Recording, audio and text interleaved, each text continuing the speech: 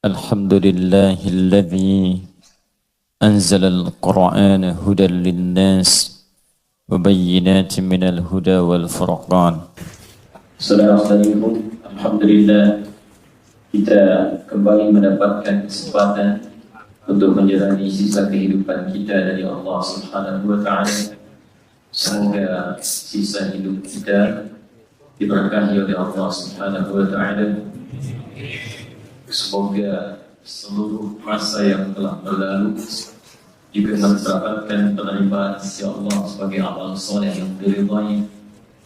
Semoga saudara-saudari kita yang belum beriman sampai dengan maghrib ini mendapati kekuatan untuk bersyahadat sebelum ia wafat kembali kepada Allah. Semoga para pelaku maksiat di maghrib ini mendapatkan hidayah untuk bertobat dan berubah menjadi orang baik. Dan khusus kita berdoa semoga orang-orang yang telah meninggalkan kita lebih dulu, jika dia muslim beriman kepada Allah, semoga wafat dalam keadaan husnul khatimah dan mendapatkan syafaat dari Rasulullah SAW dengan izin Allah Subhanahu wa taala. Kita akan lanjutkan kajian kita di kesempatan maghrib ini. Sekali lagi mari kita ikhlaskan niat kita. Semoga dengan niat ini menjadi amal saleh yang dibawa pulang kepada Allah. Karena semua akan pergi dengan meninggalkan semua hal-hal yang pernah ia capai, ia raih, ia dapati saat di dunia. Orang paling kaya, kekayaannya akan ditinggalkan. Orang paling tinggi jabatan, jabatannya akan diletakkan. Orang paling pintar, kepintarannya akan disimpan. Semua masuk ke alam kubur, hanya membawa satu saja hubungannya dengan Allah, yaitu amal saleh. Lahir tak bawa apapun, maka wafat pun demikian kembali kepada Allah, tidak membawa sesuatu. Hanya perbedaan lahir dengan wafat, bedanya dua. Ya, yang pertama, datang saat lahir tak membawa apapun, pulang kita membawa amal saleh. Pilihan dua, amal salah atau soleh, itu saja. Jadi kalau kita bisa berbuat untuk mengejar yang saleh, kenapa harus memilih yang salah? Itu poinnya. Kemudian yang kedua, saat lahir itu kita menangis dan orang-orang sekitaran kita tertawa menyambut kita. Kita ditertawakan saat kita menangis. Anda bayangkan, kita lahir menangis, orang sekitaran kita tertawa. Maka saat kita pulang nanti, mesti ada beda antara lahir dengan wafat. Jadikan kita yang tertawa dan mereka yang menangis melepas kepergian kita. Itulah perbedaan antara lahir dengan wafat. Jangan sampai serupa. Lahir kita nangis, mereka tertawa. Lahir kita tak tertawa, mereka menertawakan kita. Itu yang paling berbahaya. Karena itu bertakwalah kepada Allah Subhanahu wa taala, selalu belajar dari setiap kehidupan, baik yang hidup atau yang wafat, untuk memetik amal soleh dari perbuatan itu. Itu yang dimaksud Quran surah ke-67 Al-Mulk ayat yang kedua itu. Itu yang dibacakan oleh kita setiap akan tidur, supaya dengan manfaat ayat-ayat itu kita pelajari di dunia, membawa cahaya saat kita kembali ke alam akhirat melalui alam kubur kita. Walladzi khalaqal mauta wal haya liyabluwakum ayyukum ahsanu amala. Dialah Allah yang telah menciptakan kematian dan kehidupan untuk menguji yang hidup itu, siapa yang bisa belajar dari peristiwa kehidupan dan kematian untuk meningkatkan amal salehnya. Jadi kalau ada orang hidup, lahir, dan orang wafat, kata Allah, tujuan diperlihatkan hidup dan wafat itu untuk memberikan kepada kita isyarat untuk memperbanyak amal soleh sepanjang usia kita hidup. Itu poin besarnya. Jadi kalau ada kehidupan, lihat, oh baru lahir nih, 12 September 2019, baru terlahir, kita sudah 40 tahun. Nah, yang lahir ini masih bersih. Kita 40 tahun, berapa kesalahan yang sudah diperbuat selama hidup 40 tahun ini? Ya, berapa maksiat di mata, maksiat di telinga, maksiat di lisan, sampai ke ujung kaki. Sudah taubat belum? Ya, masa lahirnya bersih, pulangnya kotor? Maka setiap kali ada yang melihat lahiran, mendengar lahiran, terbayang oleh kita hadis Nabi, kullu mauludin yuladu 'alal fitrah. Hei, kamu itu lahir fitrah, seperti bayi ini lahir. Kamu pun yang telah 40 tahun, dulu kamu suci. Saat kamu lahir, kamu bersih. Malu dong, datang bersih, pulang bawa dosa. Datang bersih, pulang kotor.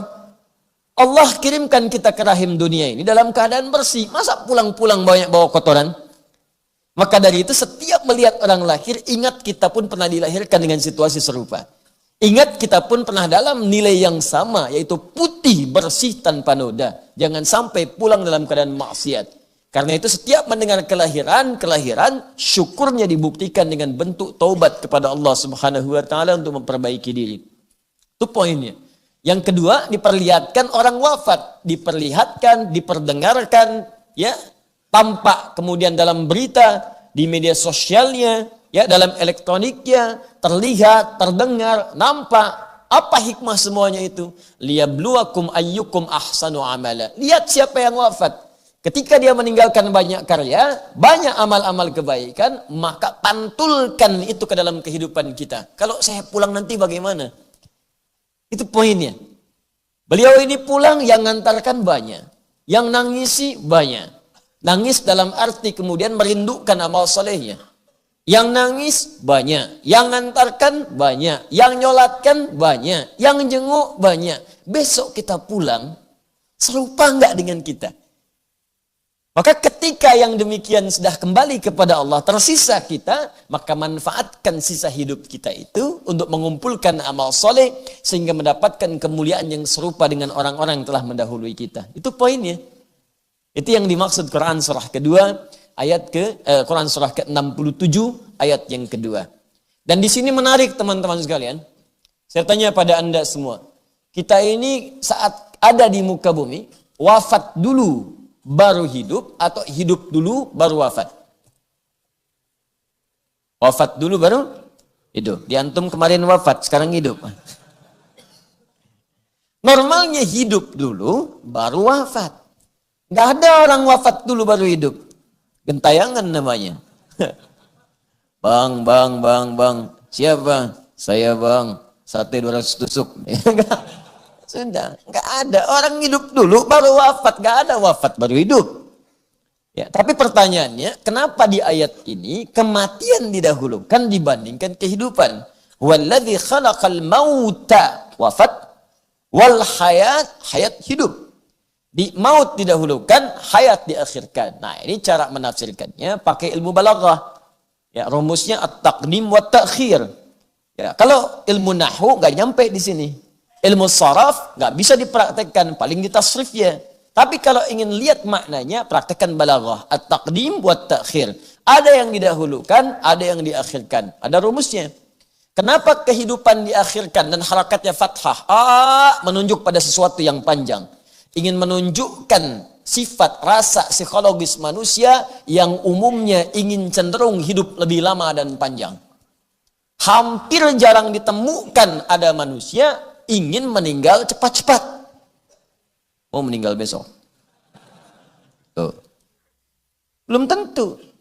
Ada yang saya tanya dulu pernah, mau meninggal besok. Siap Ustaz, asal masuk surga. Tapi nggak ada jaminan.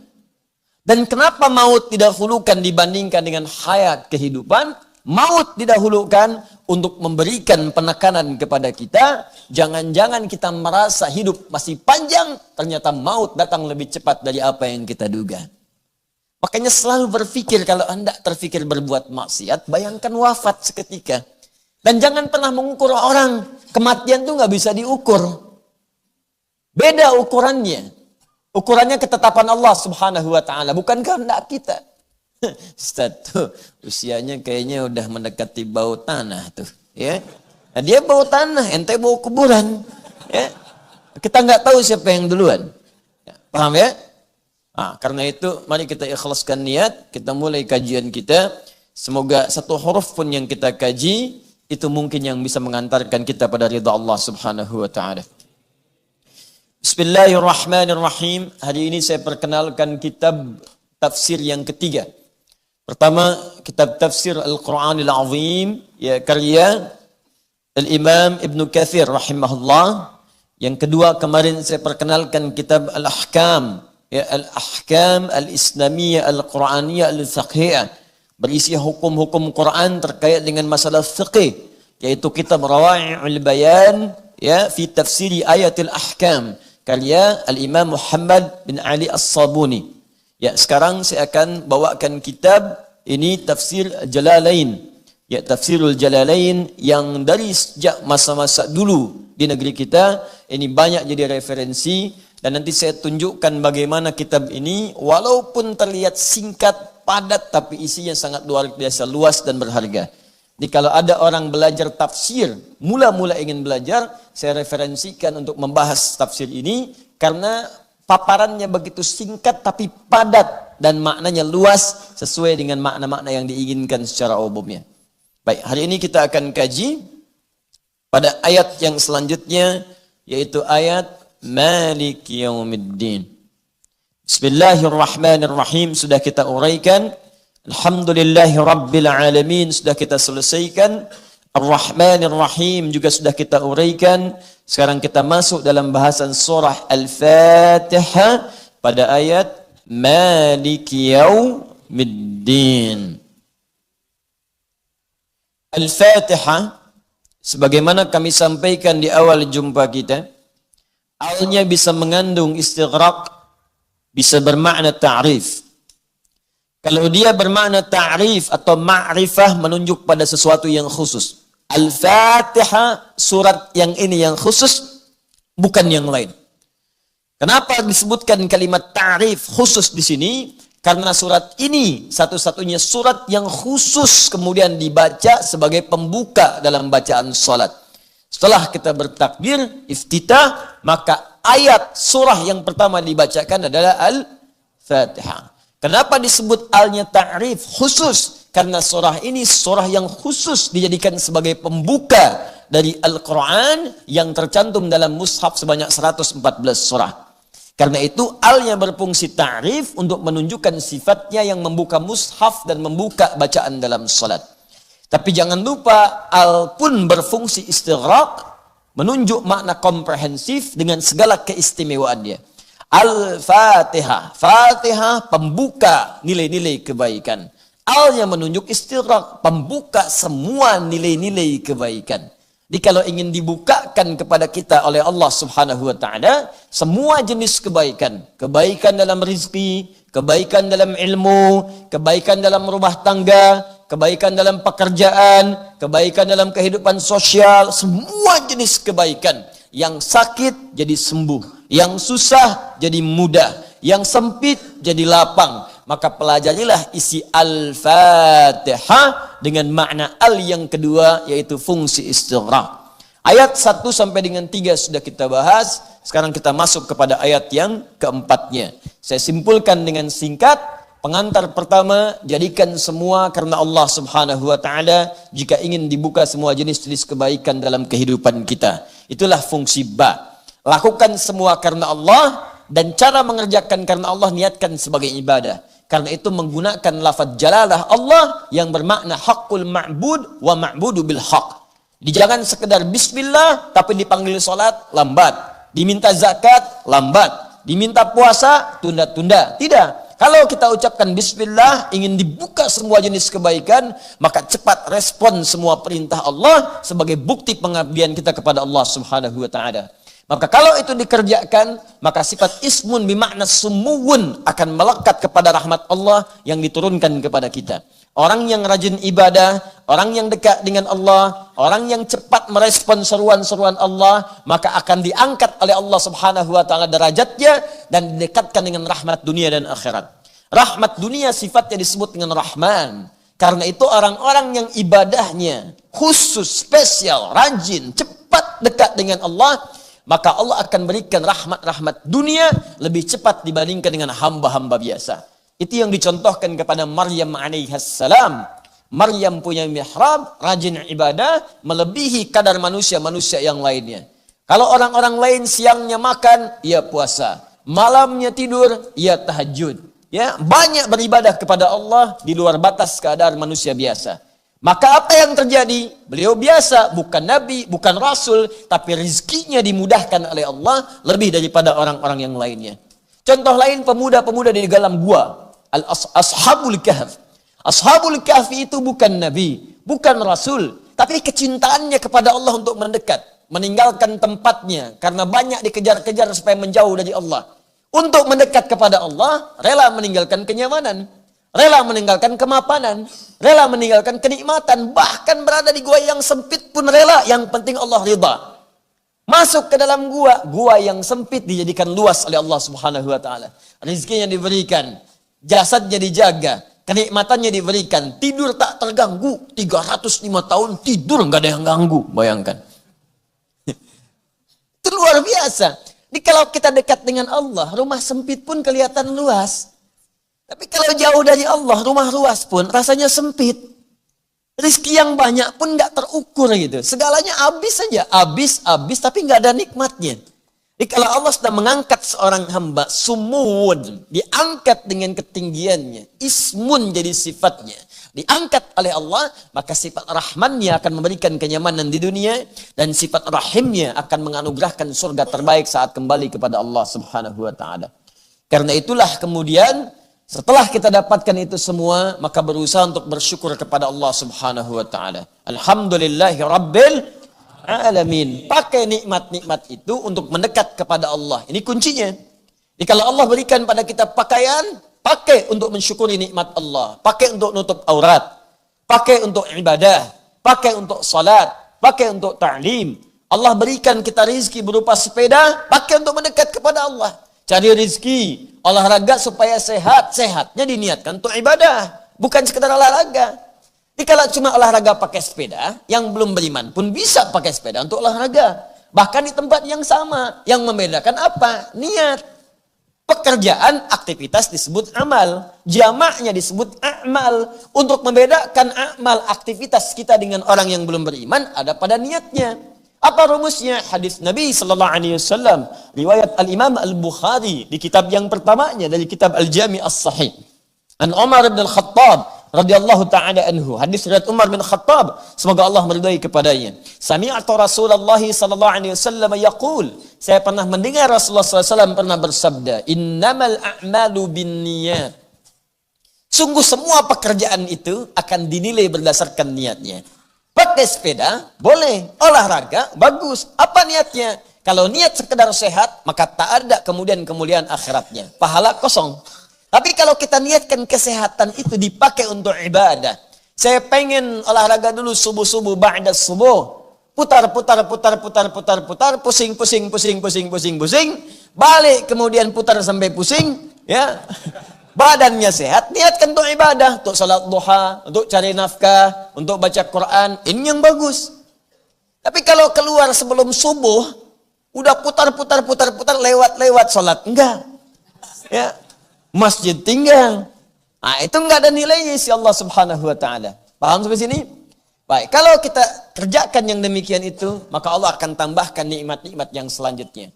Karena itu kalimat Rahman dan Rahim disebutkan kembali setelah Alhamdulillahi Rabbil Alamin untuk menegaskan pemberian Allah yang berlipat ketika nikmat itu disyukuri. Ya, ketika nikmat itu disyukuri. Kata Allah, saya Rabbul Alamin, saya ini pemilik semua alam. Kalian jangankan minta sedikit, minta banyak saya kasih. Nggak ada yang kurang pada saya, pemilik alam semuanya. Siapa orang paling kaya di muka bumi? Cuman punya sedikit dari bumi. Saya punya semuanya. Bumi punya saya, kata Allah. Langit punya saya. Alam jin saya yang punya. Manusia saya yang punya. Hewan saya yang punya. Tumbuhan saya yang punya. Kamu tuh cuman punya sedikit. Mau minta apa? Saya berikan sampai kamu puas. Wala sawfa yu'tika rabbuka fatarda. Saya kasih. Nggak ada batas bagi saya, kata Allah. Bagaimana cara Allah melipat gandakan balasan kita? Syukur. Itu yang dimaksud Quran surah ke-14 ayat ke-7. La in syakartum la azidannakum. Kalau kamu syukur, saya tambah. Saya tambah. Rumusnya syukur. Syukur itu tadi pakai semua nikmat untuk kepentingan mendekat kepada Allah. Harta banyak, keluarkan zakat. Yang lebihnya gunakan untuk berkhidmat kepada Allah. Sekalipun dipakai dalam urusan dunia, tapi niatkan untuk mendekat kepada Allah. Itu poinnya. Nah, ada yang menarik di paparan di kitab Tafsirul Jalalain, antara hubungan Rabbul Alamin dengan Ar-Rahmanir Rahim. Sebelum masuk Maliki Yaumiddin, saya ingin bacakan dulu, karena ini paparan yang sangat menarik dalam kitab ini, yang jarang kemudian dibahas di kitab-kitab lainnya.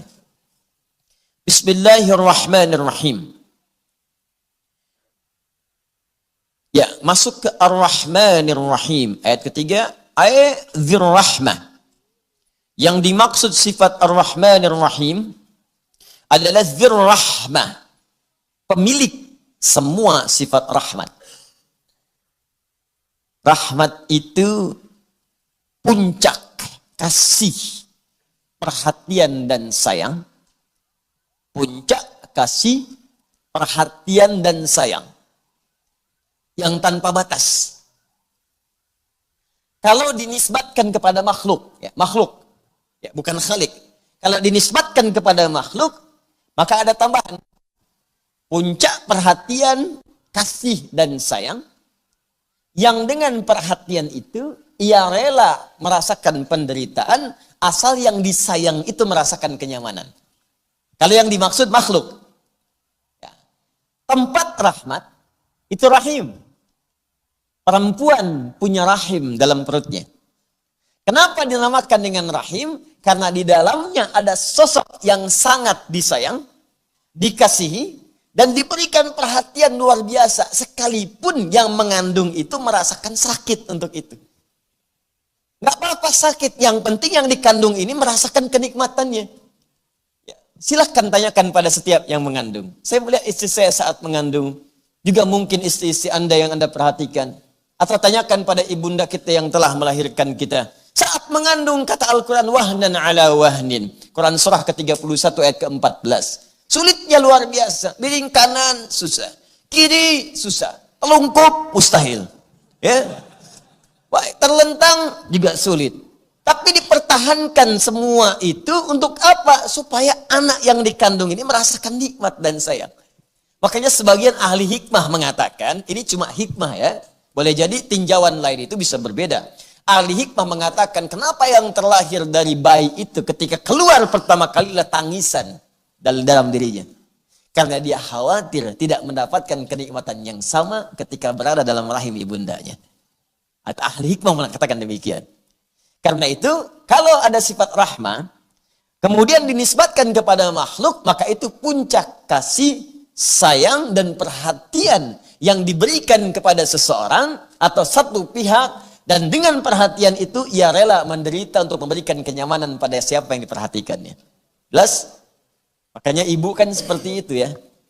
Kadang-kadang ngutang dulu, minjam dulu supaya anaknya lulus kuliah. Tapi nggak pernah ngasih tahu kalau itu pinjaman.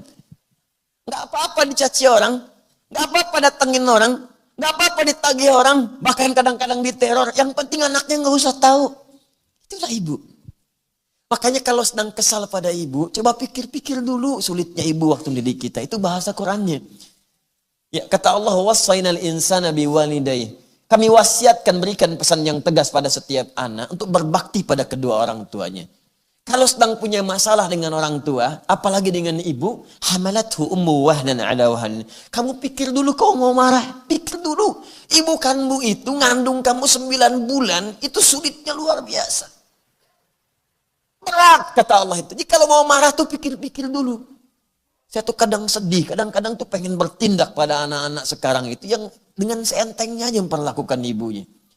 Ada gara-gara uang 10.000 ditendang kepala ibunya. Hanya karena uang 10.000 Anda bayangkan. Ada yang mengeksekusi, ada yang mencaci maki. Ini siapa sebetulnya? Kata Quran, kamu pikir-pikir dulu. Ibu kamu itu 9 bulan ngandung di perutnya. Kamu dibawa-bawa kemana-mana. Ya, wahnan ala wahnin, sulitnya luar biasa.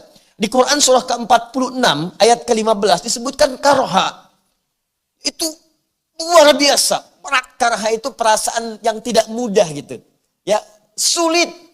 Kalau sekarang nggak suka itu kalau kita tuh mual kalau dalam bahasa orang mengandung. Ya, isyarat Quran tuh ada. Orang ngandung tuh katanya kadang bawa mual, kadang nggak enak. Itu Quran surah 46 ayat ke-15.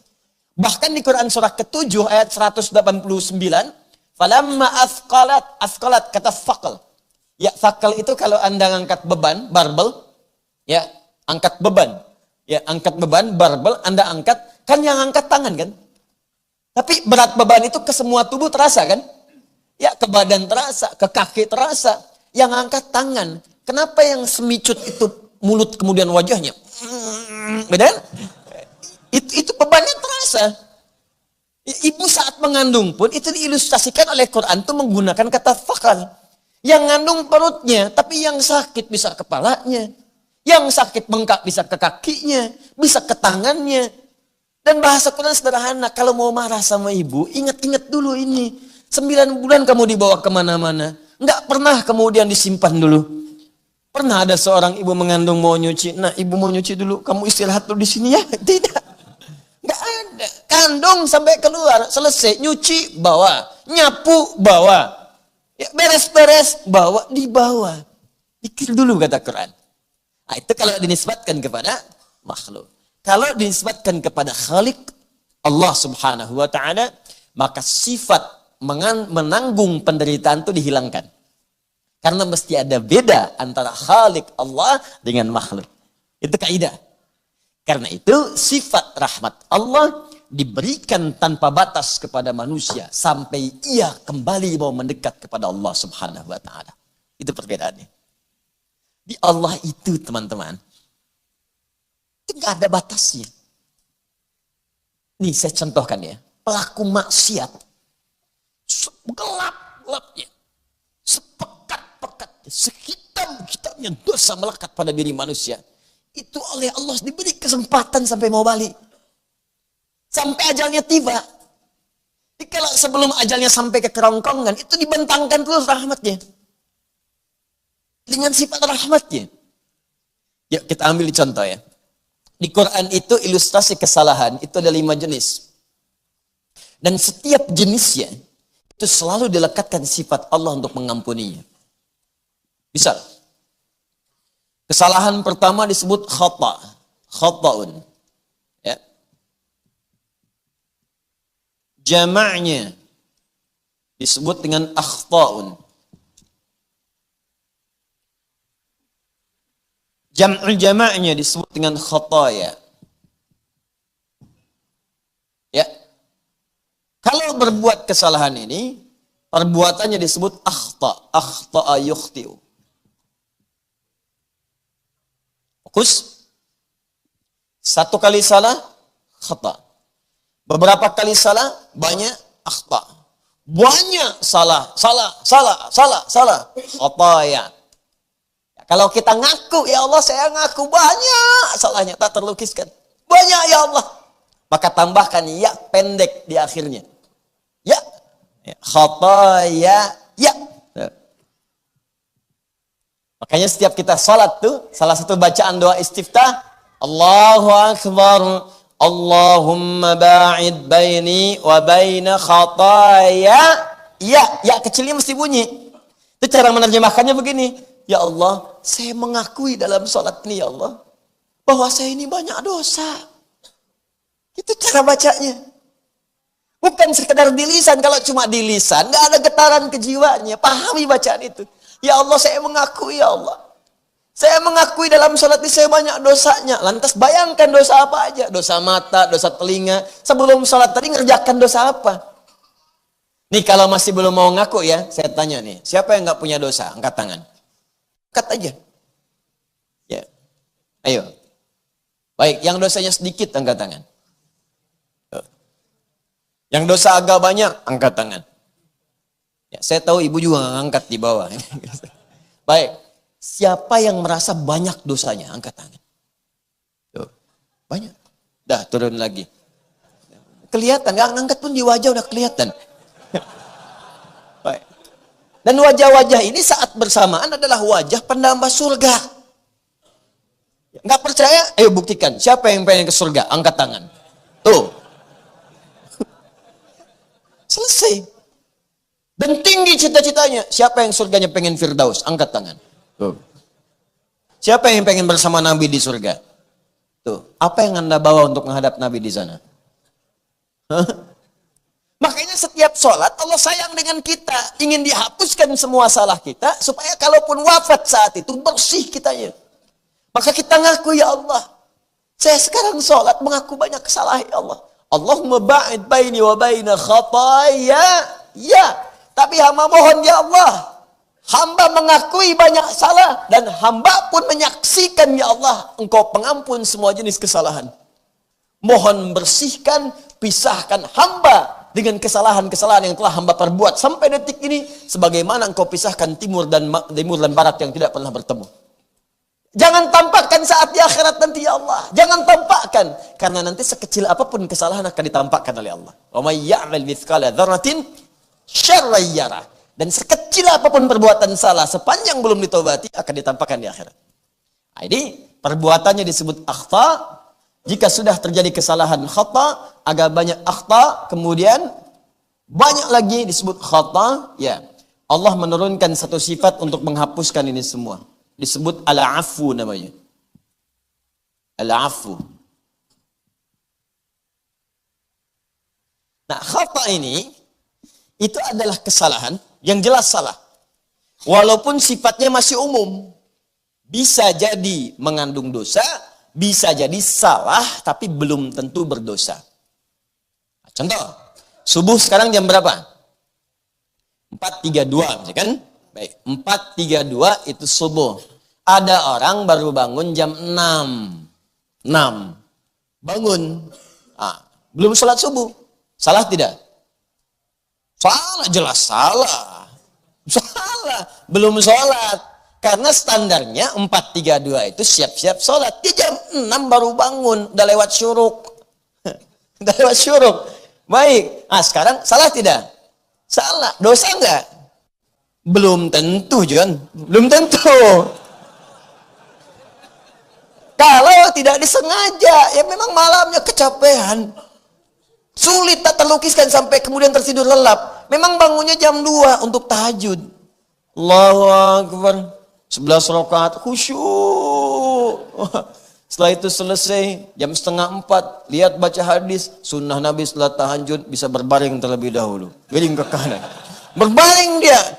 Cuman bedanya dia dengan Nabi, Nabi sebelum subuh bangun, dia habis subuh baru bangun. Salah sih iya, cuman dosa enggak.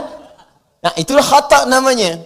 Kalau sudah mengandung dosa, maka berubah kalimatnya menjadi dzambun. Dzambun. Turunkan sini. Dzambun. Ya. Satu jenis. Baik. Subuh 4.32, dia bangun jam 6, sengaja. Memang sengaja terlambat karena malamnya dihabiskan nonton bola. Nonton Madrid nih, menangis, kalah. Dan gak menang, ketiduran, terlambat bangun, salah dan dosa dia. Kesalahan yang mengandung dosa, sekali dosa disebut dzambun. Allah tidak menginginkan ada orang, ada hamba berdosa sekalipun sedikit dosanya. Kamu datang ke dunia bersih, pulang jangan bawa kotoran. Bersihkan oleh Allah, seketika dihapuskan. Maka diturunkan sifat yang kedua namanya ghafir. Ghafir. Muncul Quran surah ke-40 ayat ketiga. Ghafiridz dzambi wa qabilit taubi. Hei orang-orang yang pernah berbuat dosa, walaupun dosanya cuma sedikit, jangan merasa aman dengan dosanya. Ayo balik kepadaku, aku penerima tobat. Balik lagi ke jalan yang benar. Ghafiridz dzambi, aku ghafir, mengampuni dosa, walaupun engkau merasakan sedikit dari dosa itu. Dzambun, pasangannya ghafir. Quran surah ke-40, ayat yang ketiga. Nah, ada orang sudah terlambat bangun, dan ngajak orang lain itu nggak sholat. Ya, dia terlambat, ngajak orang lagi malam-malamnya. Mau kemana? Tahajud. Tahajud kan besok-besok lagi. Ini pertandingan tuh menarik. Barcelona lawan Madrid. Ajak. Sudah dia ngajak orang lain, dia sendiri tidak mengerjakan. Maka muncul yang kedua lebih dari yang pertama. Dijamakkan bentuk dzambu jadi dzunub namanya. Dzunubun. Kalau levelnya sudah naik dari dzambun ke dzunub, maka Allah pun tidak akan membiarkan hambanya larut dalam dosa. Diturunkan sifat yang ketiga namanya Ghaffar. Ghaffar. Quran surah Nuh ayat yang ke-10. Faqultu astaghfiru rabbakum innahu kana ghaffara. Ghaffar. Kata Nabi Nuh, "Faqultu astaghfiru rabbakum." Aku katakan pada umatku, minta ampun pada Tuhanmu, minta ampun. Tapi yang paling menarik, innahu kana ghaffara. Sungguh Allah punya sifat ghaffar. Kenapa Nabi Nuh tidak mengatakan ghafir? Karena umatnya sudah berkali-kali bukan sekedar kemudian mencela Nabi Nuh, tapi sudah ngancam, mencela, menghardik, banyak dikumpulkan dosanya, bukan sekali dosa. Tuh, begitu cara baca Qur'annya. Jadi kalau ada sifat ghafar, artinya dosanya meningkat dari level yang pertama. Ya, pedasnya naik dikit. Level 1, level 2. Ya, naik terus, naik. Nah, sudah dia kemudian tidak sholat, ngajak orang tidak sholat, dan mencela orang sholat. Ngapain sih ke sana? Si Adul masuk soleh, biarin aja ke sana, ya kan? Udah. Kita mau sini aja. Bisa, ya. Ayo sini, naik lagi. Namanya dzunubun ma'azulmi plus zalim. Dzunubun plus zulmun. Maka Allah turunkan sifat yang keempat, namanya ghafurun. Ghafur. Terakhir, maaf ya. Orang ini, Allahu Akbar, dia profesional di bidang maksiat. Pokoknya nggak ada maksiat di bumi kecuali dia pernah mengerjakannya. Jadi kalau mendengar orang lain pernah mengerjakan, dia belum, gatal tangannya. Nggak bisa tuh, saya juga bisa itu. Seketika dia kerjakan. Langsung dia lakukan. Maka itu rumusnya bukan pakai dzunubun, bukan zulmun lagi. Sudah israf namanya. Israf, kelewat batas. Israf itu sudah berlebihan, lebih luar biasa. Prasmanan pernikahan, boleh sekali dia 10 kali. Israf. Nah, ada israf dalam dosa. Ini semua organ tubuhnya udah nyobain dosa. Pokoknya khatamlah dosa tuh. Ya. Mata udah berdosa, telinga udah dosa. Maaf, lisan udah pernah dosa, sampai ke ujung kaki. Kan ada orang telinganya dosa, tapi mulutnya bersih. Ada orang mulutnya dosa, telinganya bersih. Ada orang ini semuanya dipakai buat berdosa. Israf. Tapi apa yang terjadi? Diturunkan oleh Allah kemudian sifat yang terakhir. Ketika memberikan yang terakhir ini nggak boleh ada batas, karena dosanya pun israf. Jadi kalau ada batasnya, berarti ada sebagian tak terampuni. Tapi kalau nggak ada batasnya, maka sebesar apapun, sebanyak apapun, sedalam apapun, sekotor apapun, itu nggak akan pernah ada batas untuk kembali diterima oleh Allah Subhanahu Wa Taala. Masih ingat tadi? Ketika Allah memberikan sebuah sifat, kasih sayang, perhatian, tanpa batas, disebut apa namanya tadi? Rahmah. Maka turunlah Quran surah ke-39 ayat ke-53. Quran surah ke-39 Az-Zumar ayat 53. Qul, katakan Muhammad, ya ibadiyalladzina asrafu ala anfusihim. Muhammad katakan, infokkan, beritahukan kepada hamba-hambaku, masih di aku hamba, Pak. Masih di aku hamba. Hai para pezina, hai yang pernah zina, hai yang pernah mabuk, hai yang pernah korupsi, hai yang pernah nyuri, hai yang pernah membunuh.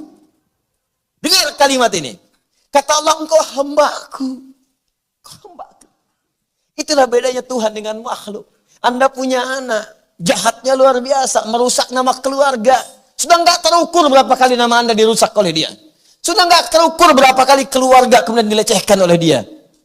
Jahat dikenal di luar, muncul di televisi. Satu kali balik ingin bertemu Anda, diterima nggak? Baru nelpon aja, kamu nggak usah telepon saya lagi. Waduh, saya ingin ketemu Pak. Kamu bukan anak saya. Oh, lantas anak siapa? Perhatikan Allah nggak ada batas. Ulia ibadi, masih di aku hamba. Muhammad katakan pada hamba-hambaku. Ya, qul ya ibadiyalladzina asrafu ala anfusihim, yang pernah israf dalam hidupnya untuk berbuat dosa. Alladzina, saya sering sampaikan, disebutkan 1080 kali. Bisa laki-laki, perempuan, besar, kecil, tua, muda, kaya, cukup. Hei, engkau yang pernah punya jabatan pernah berdosa. Engkau yang punya kekayaan pernah berdosa. Engkau yang tak punya apapun ikutan berdosa juga. Hei, engkau laki-laki, engkau perempuan, engkau pernah berbuat israf. Aku tidak akan berikan batas untuk mengampunimu. Engkau datang pada aku ampuni semua dosamu. La taqnatu min rahmatillah. Jangan putus asa dari rahmat Allah Subhanahu wa Ta'ala. Aku ampuni. Nah, sekarang maaf ya, Salah dihapuskan. Dosa dikit diampuni. Dosa tambah banyak digugurkan. Dosa lebih banyak lagi dihanguskan. Dosa tanpa batas masih diterima untuk dibersihkan. Kalau dengan semua kesempatan ini belum mampu menyentuh hati Anda untuk bertobat, lantas dengan cara apa lagi Allah mengampuni dosa-dosa Anda? Jika ada orang pulang ke akhirat masih berdosa, itu makhluknya yang salah. Allahnya sudah terbuka, saya ampuni, kamu yang gak mau minta ampun. Saya kurang apa lagi ngampunin kamu sekarang? Dipantas kalau di akhirat tuh Allah murka. Pantas, sangat pantas. Padahal sifat Allah itu rahmatnya kemudian akan mengalahkan murkanya. Cuman sudah dikasih rahmat, gak mau ngambil, ya tinggal murkanya. Kata Allah, inna rahmati wasi'at kulla syai'. Rahmatku itu melebihi segalanya. Rahmat Allah mengalahkan murkanya. Dikasih rahmat, gak diambil, ya tinggal murkanya. Kalau gak mau dimurkai, ambil rahmatnya sekarang. Manfaatkan. Karena itu ketika kalimat ini disampaikan, makna Ar-Rahman Ar-Rahim, Dzir-Rahmah. Dialah Allah yang punya karunia tanpa batas. Baik dalam hal rezeki, perhatian, kasih sayang, bahkan ampunan yang sangat luar biasa. Tapi pertanyaannya, apa kaitan kalimat Ar-Rahman Ar-Rahim dengan sifat rahmat itu? Dengan ayat sebelumnya, Alhamdulillahi Rabbil Alamin, dan setelahnya Maliki Yaumiddin. Itu yang akan kita sempurnakan setelah menunaikan salat Isya berjamaah insyaallah. Subhanakallahumma wa bihamdika asyhadu an la ilaha illa anta astaghfiruka wa atubu ilaik. Assalamualaikum warahmatullahi wabarakatuh.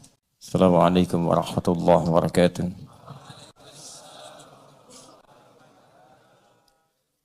Alhamdulillah.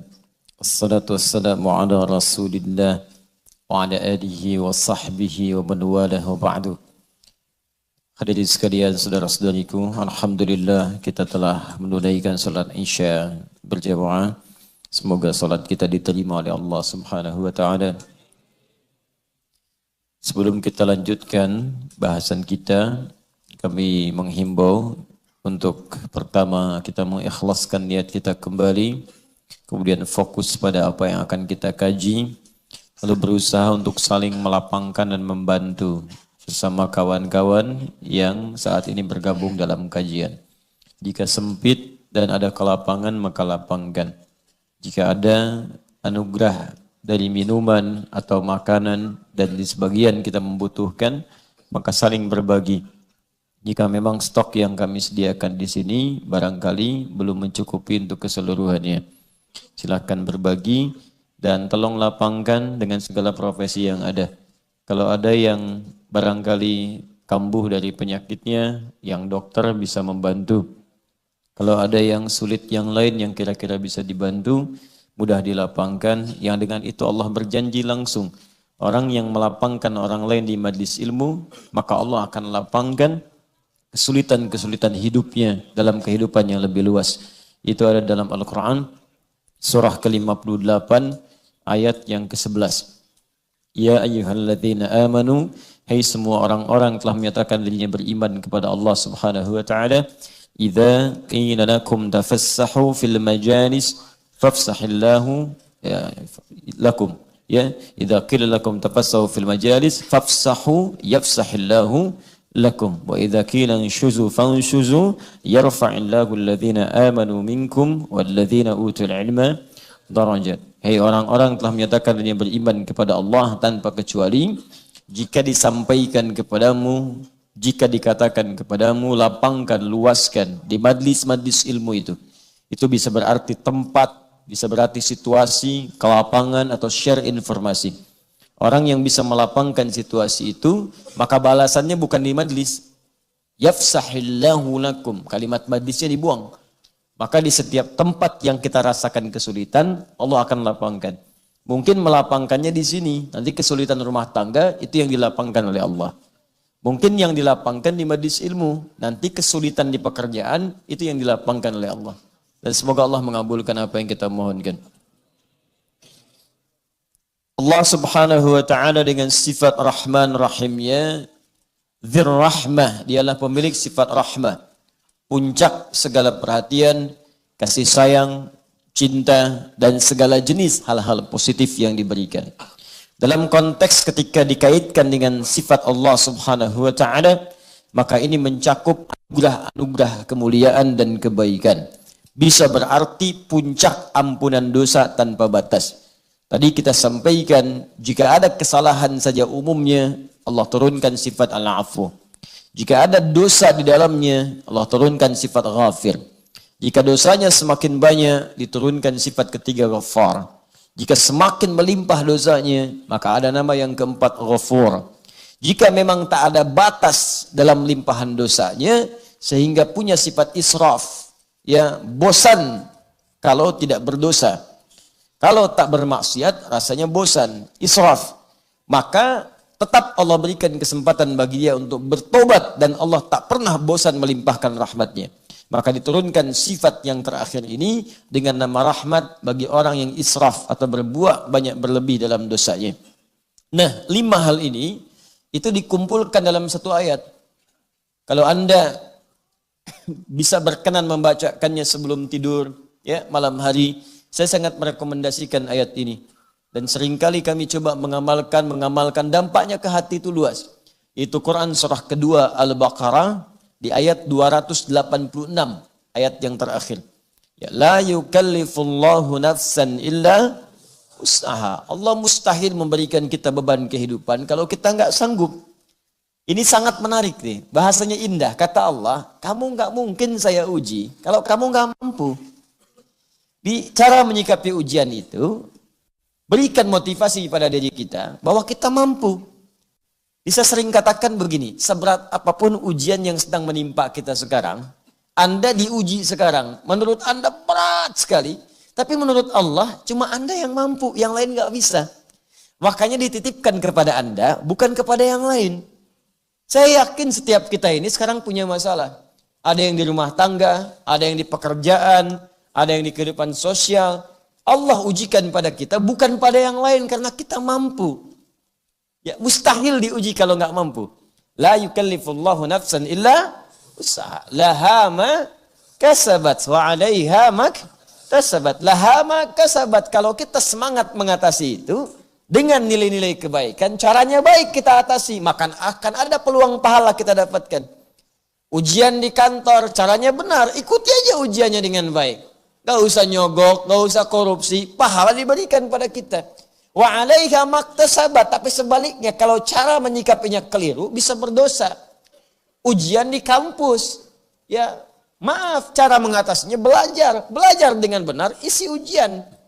Jangan pedulikan berapa benar tidaknya. Kalau ada yang salah, evaluasi. Itu tandanya kita diminta memahamkan kembali diri kita supaya menguasai materinya. Kalau lulus, teruskan dan dalami. Jangan sekedar lulus untuk ujian. Itu caranya. Bukan mencontek. Ketika mencontek, wa 'alaiha maktasabat, ada peluang dosa di dalamnya. Dosa itu kata Nabi, sesuatu yang saat engkau kerjakan, engkau takut ketahuan orang lain.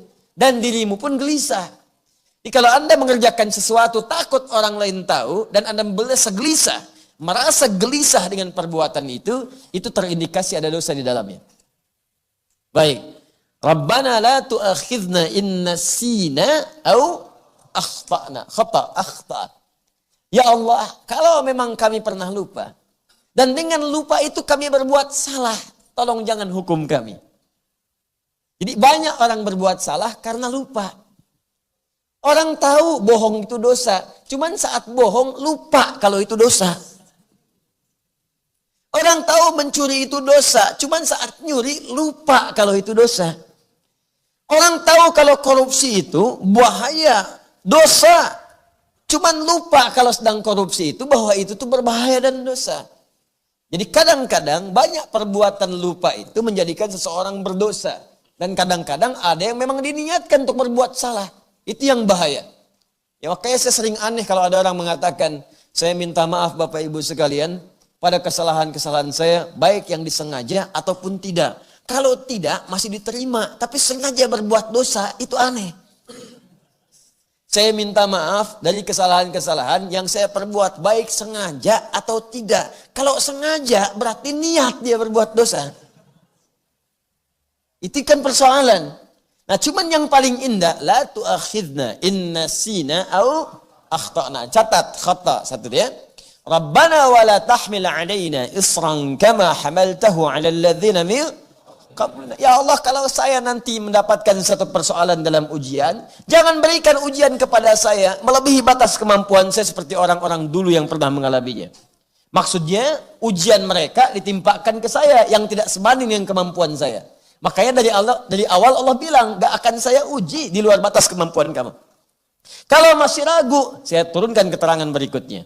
Rabbana wala tuhammilna ma la Katalah Nabi, ya Allah, kalau saya berbuat salah, saya pengen kembali.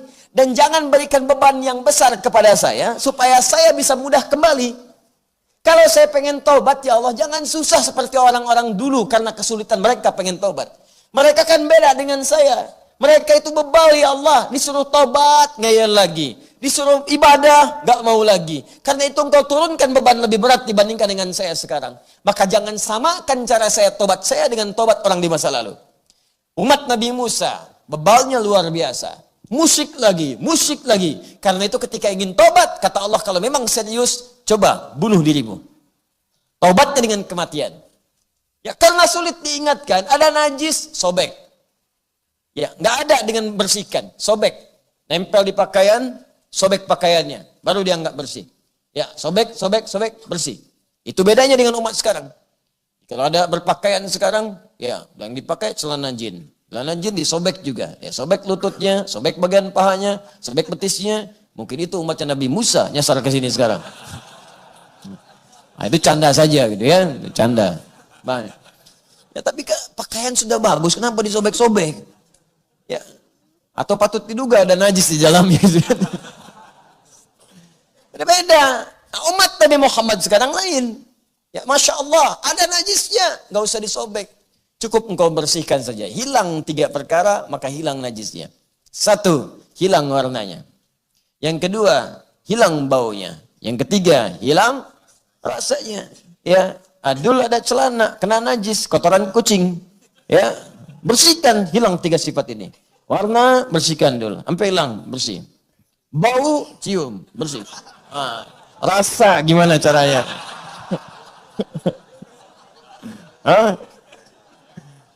Jangan dijilat. Ya. Oh, dijilat Ustaz, apa dalilnya? Ijajul jilatil ardu. Bukan. Itu ngarang namanya. Tidak, itu ngarang. Cukup ghalabatil dhann. Ghalabatil dhann. Prasangka kita yang paling kuat bahwa itu sudah bersih, itu menghentikan kemudian najis yang berlaku pada saat itu. Bersih hukumnya. Nah, sekarang kembalikan. Khata. Tadi sudah ada. Taklif yang berat. Ya, dzambun, dzunubun ma'adzulmi. Rabbana wa la tuhammilna ma la taqata lana bi israf. Karena mereka berlebihan, tobatnya susah. Israf namanya. Berkumpul di situ khata, dzambun, dzunubun ma'adzulmi, ya dzunubun ma'adzulmi, kemudian israf. 5-nya berkumpul. Maka untuk menyelesaikan 5 hal ini mesti muncul 5 yang ini. Maka dijawab oleh Allah. Perhatikan kalimatnya. Setelah Rabbana wa la tuhammilna ma la taqata lana bi. Setelah itu apa? Wa'fu anna. Al-'afwu. Wa'fu anna. Ya Allah, turunkan sifat afumu kepada kami. Maafkan kami ya Allah. Hapuskan akhta, kekurangan-kekurangan, kesalahan-kesalahan kami yang telah kami perbuat. Setelah itu, waghfir lana fil amr lit talab. Permohonan kepada Allah dengan kata ghufran, waghfir. Ighfir itu mencakup 3 makna. Ghafir, ghafar, ghafur. Ya Allah, kalau memang saya dosanya sedikit, turunkan sifat ghafirmu. Waghfir lana. Kalau banyak, ya Allah, dzunubun, turunkan sifat ghafarmu. Waghfir lana. Kalaupun melimpah, ya Allah, turunkan sifat ghafurmu. Waghfir lana. Ya Allah, dosa aku makin banyak, lebih daripada limpahan. Aku tak bisa mengukur berapa banyak dosa yang telah aku kerjakan selama hidup. Israf aku, ya Allah, tidak berhenti sampai di sini. Waghfir lana. Setelah itu, warhamna. Rahmat. Anta maulana. Karena engkau Tuhan yang merawat kami, ya Allah. Kalau Tuhan yang merawat saja tidak mengampuni, kepada siapa lagi kami mesti minta ampun? Wansurna 'alal qaumil kafirin. Ya Allah, kalau taubat kami sudah diterima, mohon jaga kami supaya kami tidak diajak berbuat maksiat lagi oleh orang-orang yang tertutup dalam hidayah-Mu. Indah ayatnya. Itu 5 hal ini tercantum dalam satu ayat Dan ini bagian dari taubat kita kepada Allah Subhanahu wa taala. Coba biasakan baca dengan benar sampai mendapatkan gejolak dalam hati kita dan merasakan kekhusyuan dan nikmat yang mendekat kepada Allah Subhanahu wa taala. Baik, sekarang apa kaitannya Ar-Rahman Ar-Rahim dengan Rabbul Alamin yang sebelumnya pada aspek yang belum kita kaji yang disampaikan dalam kitab tafsir Al-Jalalain ini. Fassilatu baina Rabbi ta'ala wa mukhlaqatihi. Fassilatu baina Rabbi ta'ala wa makhluqatihi hiya rahmah wal inayah. Fokus. Fassilatu baina Rabbi ta'ala. Adapun hubungan antara kalimat Rabb dalam Rabbul Alamin. Alhamdulillahi Rabbil Alamin. Kata Rabb di sini menunjuk pada sifat Allah. Yang pernah saya terangkan punya sifat Al-Asma'ul Husna dengan sifat Rububiyah. Sifat memperhatikan, merawat, menyayangi, menguasai. Rabbul Alamin, penguasa semua alam. Masya Allah. Apa hubungan kata Rabb, penguasa di sini? Silah sifat Khalik Allah wa makhluqatihi. Relasinya, hubungannya dengan merawat makhluk-makhluknya. Ilustrasinya begini. Kalau teman-teman membayangkan seorang raja misalnya. Rajanya besar. Punya kekuasaannya dahsyat misalnya. Nah, kira-kira yang tergambar punya sifat sayang tidak? Kalau ketemu susah tidak? Susah. Kalau mendekat sulit tidak?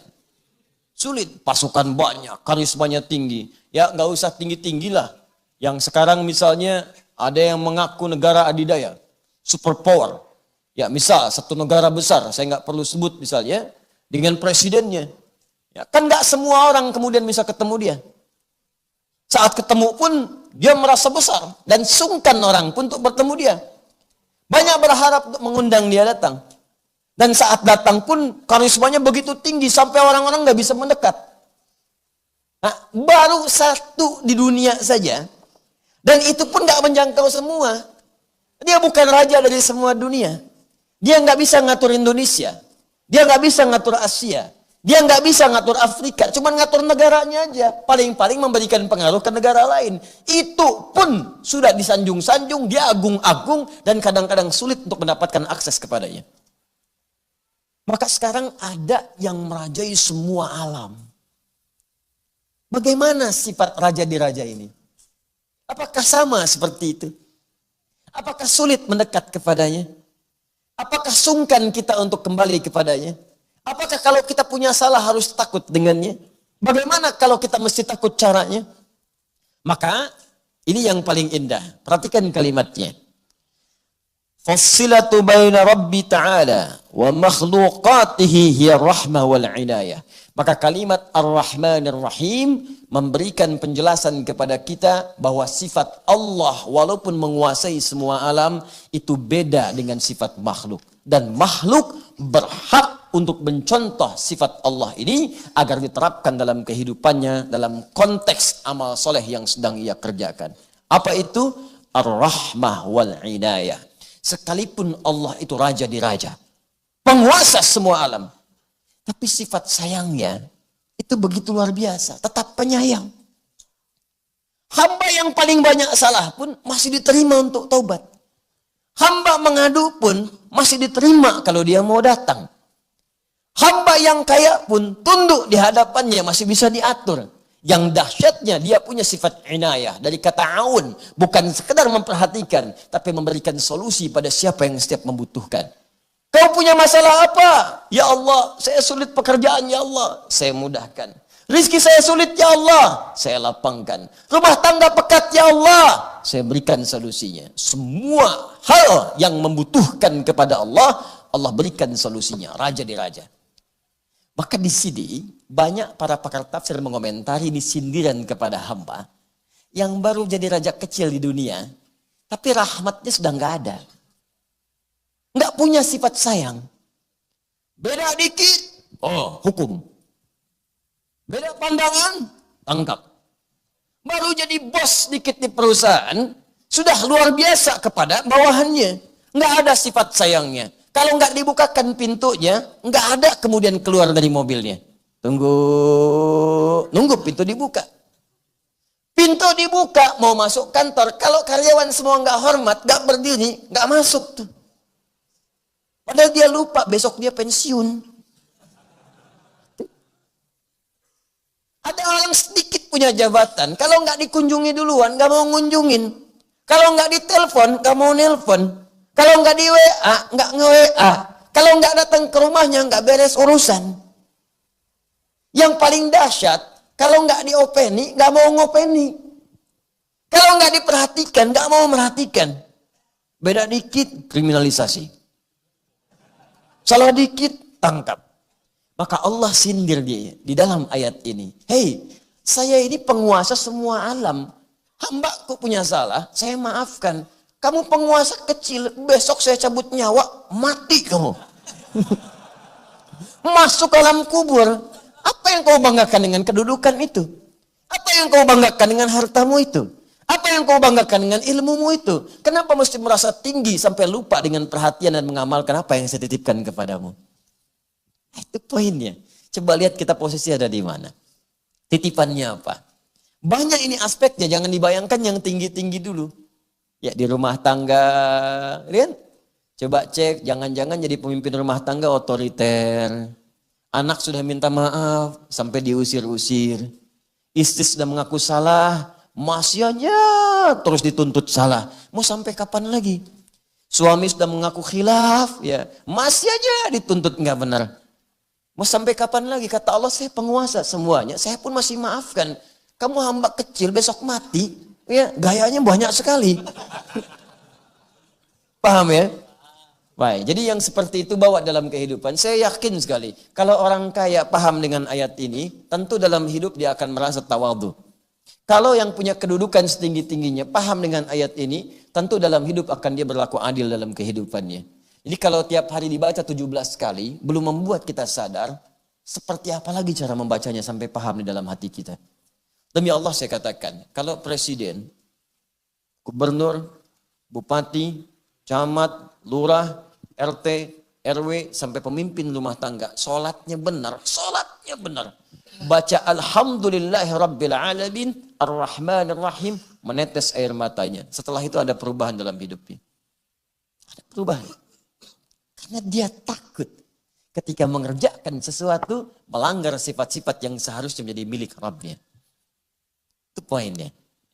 Demikian pula dengan orang yang merasa mendapati harta yang tinggi. Yang dengan harta itu, mohon maaf, berlaku angkuh dalam kehidupannya. Harta kamu berapa sih? Kata Allah, Qarun aja, yang hartanya sekarang masih dicari, saya tenggelamkan dengan bumi sekalian. Kamu harta nggak senilai Qarun, pengen ikutan sombong, telat. Baru punya Ferrari 1, sudah bisingin tetangga. Pakai bolak-balik cuma dipanasin, malam-malam balapan sama taksi balik lagi deh. Man 1. Sombongnya luar biasa. Ya, Allahu Akbar. Meninggal, gak dibawa. Apa yang disombongkan? Qarun aja, kata Allah, saya tenggelamkan. Ente pengen ikutan. Ya teman-teman sekalian, itu gambaran itu. Jadi kalau orang kaya, merasa kaya, sholatnya benar, gak akan berpengaruh kekayaannya. Dan dia akan melihat saat wafatnya. Karena itu untuk menyadarkan kita, maka masuklah pada ayat berikutnya. Maliki yaumiddin. Hei, kamu yang merasa kaya dengan harta. Hei yang merasa hebat dengan kedudukan. Hei yang merasa tinggi dengan ilmu. Kata Allah, Malik. Ini bisa dibaca pendek. Malik. Jadi semua sifat mulkiyah melekat kepada Allah. Enggak Allah berikan celah. Mau yang sifatnya Malik, mau yang Malik. Dua-duanya milik Allah Subhanahu wa taala. Karena itu lafaz ini bisa dibaca dengan dua cara. Bisa panjang Maliki Yaumiddin, menunjuk isim fa'il sifat pemilik. Milik, semua milik Allah. Atau Maliki Yaumiddin, menunjuk pada kepemilikan plus semua sifat-sifatnya. Tanpa celah, tanpa tertinggal sedikit pun. Ya, kalau saya baca nih, Malik Mindil, ana Malik Mindil, saya yang punya tisu ini. Dengan panjang, Malik Mindil, saya yang punya tisu ini. Ya, Tapi kalau kita mau bicara sifat-sifatnya, ringannya, lembutnya, halusnya, sampai yang kecil-kecilnya, jadikan pendek. Maliki mindin. Saya yang punya tisu ini, sampai ke sifat-sifatnya, ringannya, fungsinya, segalanya punya saya. Maka Allah tak akan membiarkan makhluk mengambil bagian dari sifat ini. Kata Allah, Maliki, bisa dibaca yang kedua. Maliki. Nah, ya, jadi kalau nanti ada yang baca misalnya, Maliki yaumiddin. Sah. Itu riwayat Hafiz dari Asim. Ya, kalau dibaca Maliki yaumiddin, boleh. Itu menunjuk kepada makna yang kedua tadi. Dua-duanya berhak karena kembali kepada Allah Subhanahu wa taala. Itu dari bacaan 7 qiraat. Ya, saya baca dulu kitabnya supaya mendapatkan pengetahuan. Sebentar ya. Baik. فهو سبحانه مالك الأمر كله في يوم القيامة وقرأ عاصم والكسائي مالك يوم الدين. Asim dan Al-Kisai, ya Imam Asim dan Imam Al-Kisai membaca panjang Maliki yaumiddin. Ya wa qara al-baqun bi Maliki yaumiddin. Sedangkan imam-imam yang lain membaca pendek Maliki yaumiddin. Nafi' punya 2 murid, Qalun dengan Waras bacaan pendek Maliki yaumiddin. Hamzah punya 2 murid, Khalad dengan Khalaf. Ya, selain yang 2 tadi. Maliki yaumiddin. Yang 2 Asim dengan Al-Kisai bacaan panjang. Maliki yaumiddin. Kenapa bisa dibaca 2 ini? Untuk menunjuk kepada 2 makna tadi secara menyeluruh. Sehingga tidak ada hamba satupun yang mengklaim tentang 2 hal tadi. Secara singkat, baik Malik ataupun Malik itu menunjuk kepada kepemilikan mutlak. Ya. Saya lambatkan sedikit. Baik Malik ini atau Malik begini, pendek. Dua-duanya menunjuk kepada kepemilikan mutlak. Baik bendanya sampai ke sifat-sifatnya, keseluruhannya. Karena itu di mushaf, tulisan ini di Al-Fatihah, tulisannya pasti begini. Seperti ini. Pasti begini. Karena dengan begini bisa dibaca 2 cara. Kalau dibaca panjang, tinggal tambah fathah tegak di sini. Mattabi. Kalau dibaca pendek, tinggal kasih harakat fathah begini. Sudah. Karena itu di mushaf tulisannya pasti begini. Tidak akan ditulis begini. Jelas ya? Ini untuk mengakomodir 2 bacaan tadi. Nah, 2 bacaan ini punya makna yang sama. Kepemilikan mutlak. Yang ini kepada objeknya, yang ini pada semua sifat-sifatnya. Jadi bukan cuma objeknya, sifatnya pun punya Allah. Nah, kenapa ayat ini kemudian dihadirkan salah satu hikmahnya? Apa hikmahnya? Untuk bisa menurunkan, menyadarkan, dan menggugurkan klaim orang-orang yang merasakan bahwa nikmat itu adalah miliknya dalam kehidupan dunia. Maaf sekali. Banyak orang-orang kaya yang merasa kaya dan merasa harta itu miliknya. Sehingga ketika Allah mintakan untuk zakat, dia berkata, kenapa saya mesti zakat? Saya yang capek-capek kerja, dia yang dapat. Dia merasa harta itu punya dia. Ya, maka kata Allah disadarkan, Maliki yaumiddin, Malik. Hei, saya yang punya harta itu. Awas, saya belum sampai ke yaumiddin. Saya baru bahas kalimat Malik dulu. Nanti saya teruskan dengan kalimat yaumiddinnya. Saya yang punya harta itu, bukan kamu. Kamu cuma saya titipkan saja. Kamu cuma saya pinjami. Nanti besok-besok dikembalikan kepada saya. Kalau rawatan kamu bagus, saya bayar, saya tuntaskan. Saya berikan balasan dari apa yang telah kamu kerjakan itu. Karena itu setelah kalimat Malik adalah lafaz ad-din. Apa ad-din dalam bahasa Arab itu? Makna pertama al-jaza. Al-jaza, satu titipan yang akan dibalas. Dari kata ini muncul kata dain, berarti hutang. Jadi sekarang ini, semua apa yang kita rasakan milik kita, itu cuma titipan, kata Allah. Titipan. Maliki yaumiddin. Yaumnya simpan dulu, bahas dinnya. Ma makna ad-din? Makna yang pertama al-jaza. Karena itu orang Arab mengatakan kama tadinu tudan. Kama tadinu tudan. Sebagaimana engkau dititipkan, seperti itu juga engkau akan dibalas. Sebagaimana engkau diperlakukan, seperti itu juga engkau akan dibalas dengan perlakuanmu. Jadi Allah titipkan kepada kita harta. Yang punyanya Allah, bukan kita. Makanya kata Allah, saya yang punya harta itu ya. Saya maliknya. Dengan sifat-sifatnya. Mau besarnya, kecilnya, apakah lunakkah dia seperti uang kertas, atau keraskah dia seperti benda emas. Saya yang punya, baik hartanya, termasuk semua sifatnya. Kamu itu, cuman saya titipin aja. Ada yang merasa sekarang punya mobil ya, maaf ya, itu cuma titipan. Anda yang merasa punya rumah luas sampai sekarang, maaf, itu cuma titipan. Anda yang mengklaim sampai bikin kartu nama, pemilik 37 perusahaan. Maaf, cuma titipan. Titipan. Yang punya siapa? Kata Allah, saya maliknya. Saya yang punyanya. Saya titipkan padamu supaya kamu kelola jadi amal soleh. Nanti saya balas saat pulang kepada Allah ke akhirat kelak. Makanya, maaf ya, makanya sifat pemilik dengan sifat yang dipinjami itu beda. Peminjam dengan pemilik lain. Kalau pemilik itu akan terus membawa yang dimiliki sampai kapanpun tiada batas. Kalau peminjam sementara aja batasnya habis, nggak akan jadi pinjaman lagi. Nih, maaf ya, maaf sekali lagi. Kita habis di dunia, pindah kan? Pindah kemana? Nah, ke alam kubur ya. Sebelum ke akhirat kan ke kuburan dulu, ya. Pindah ke alam kubur. Kita jangan bicara akhirat dulu deh, kuburan dulu deh. Ya, meninggal dunia baru pindah kemana? Ke alam kubur. Sekarang kita kan dapat titipan nih. Karena titipan, maka semua harta yang kita dapatkan di dunia karena titipan, ketika kita pindah ke alam kubur, maka tidak akan ikut. Karena alamnya beda. Yang punya alam sudah ngatur, bekal kuburan dengan bekal dunia beda. Bekal kuburan dengan akhirat ada mirip-miripnya.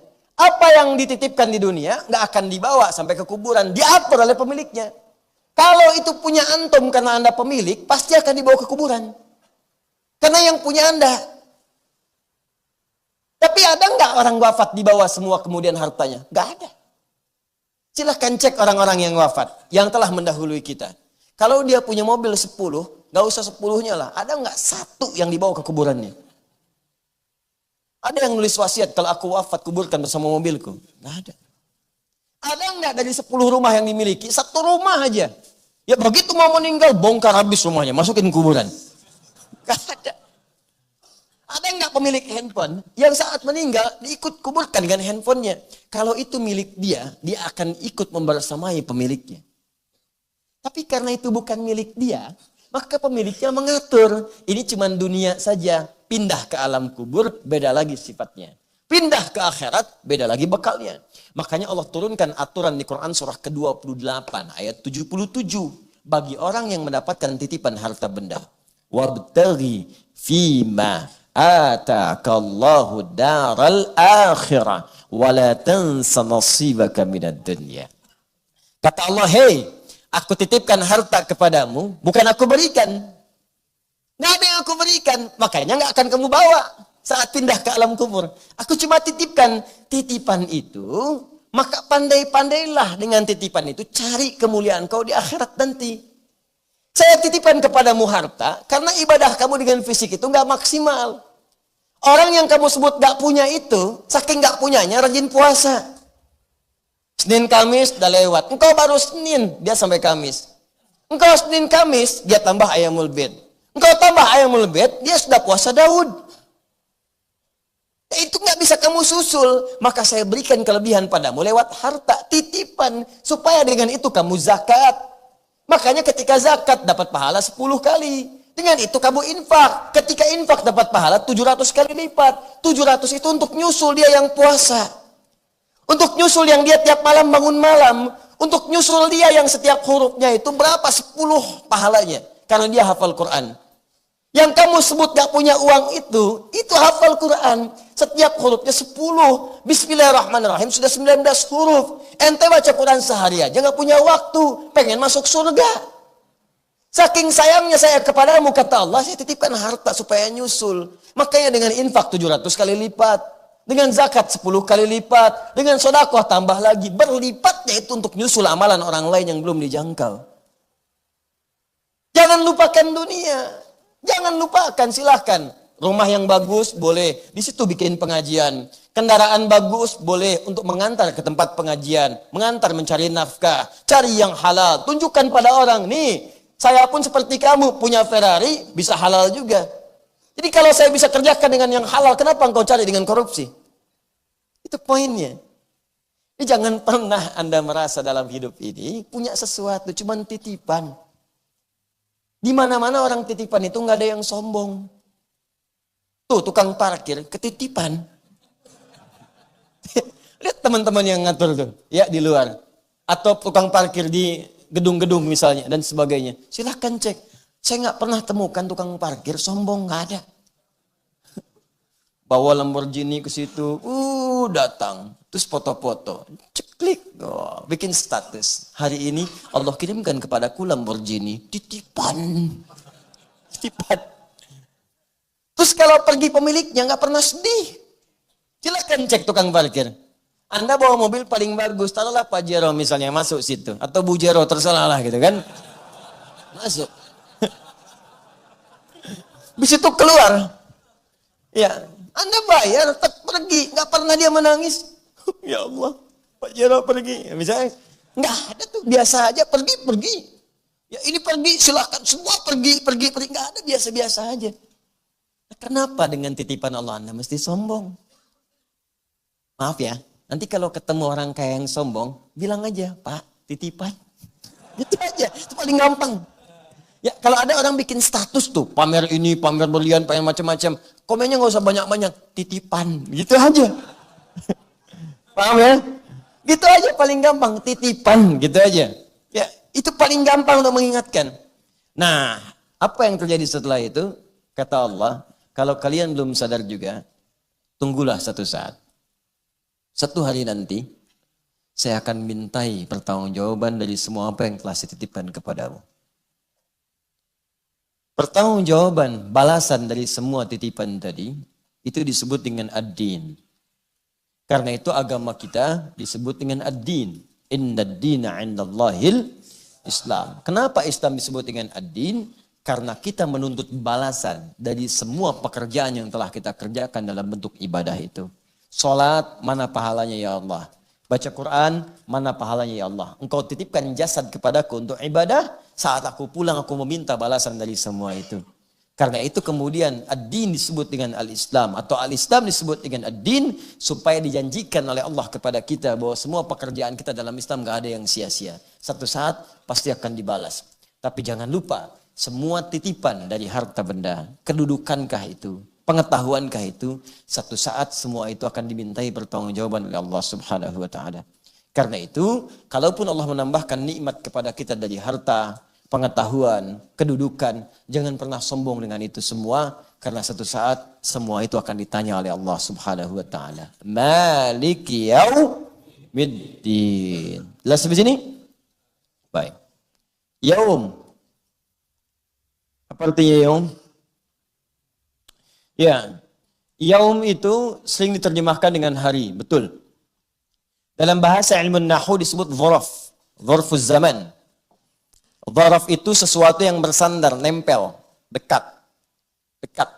Ya. Ini ditunjukkan dengan waktu. Yaum, kemudian ad-din. Kata yaum disandarkan dengan kata ad-din. Ad-din saya terangkan tadi, sesuatu yang memiliki sifat balasan. Jika baik dibalas baik, jika jelek kemudian mendapatkan konsekuensinya. Mengelola harta baik dibalas, mengelola kedudukan baik dibalas. Kalau jelek dapat konsekuensi dari itu semua. Sebelum ada kata ini, kemudian dilekatkan kata yaum, dzarfuz zaman. Dzaraf menunjuk kepada waktu. Az-zaman. Dzaraf pada mulanya sesuatu yang menempel, lekat. Ya, nempel, lekat, menaungi pada yang lain. Ya, karena itu dalam bahasa Arab, amplop dalam bahasa Arab disebut dzaraf namanya. Ya, kenapa? Karena setiap yang dimasukkan dalam amplop itu nempel dengan amplopnya. Dinaungi di dalamnya. Di sini Allah Subhanahu wa taala menjadikan yaum bentuk waktu nempel dengan kata ini. Ya, untuk menunjukkan sesuatu yang sangat dekat, lekat dan sifatnya pasti.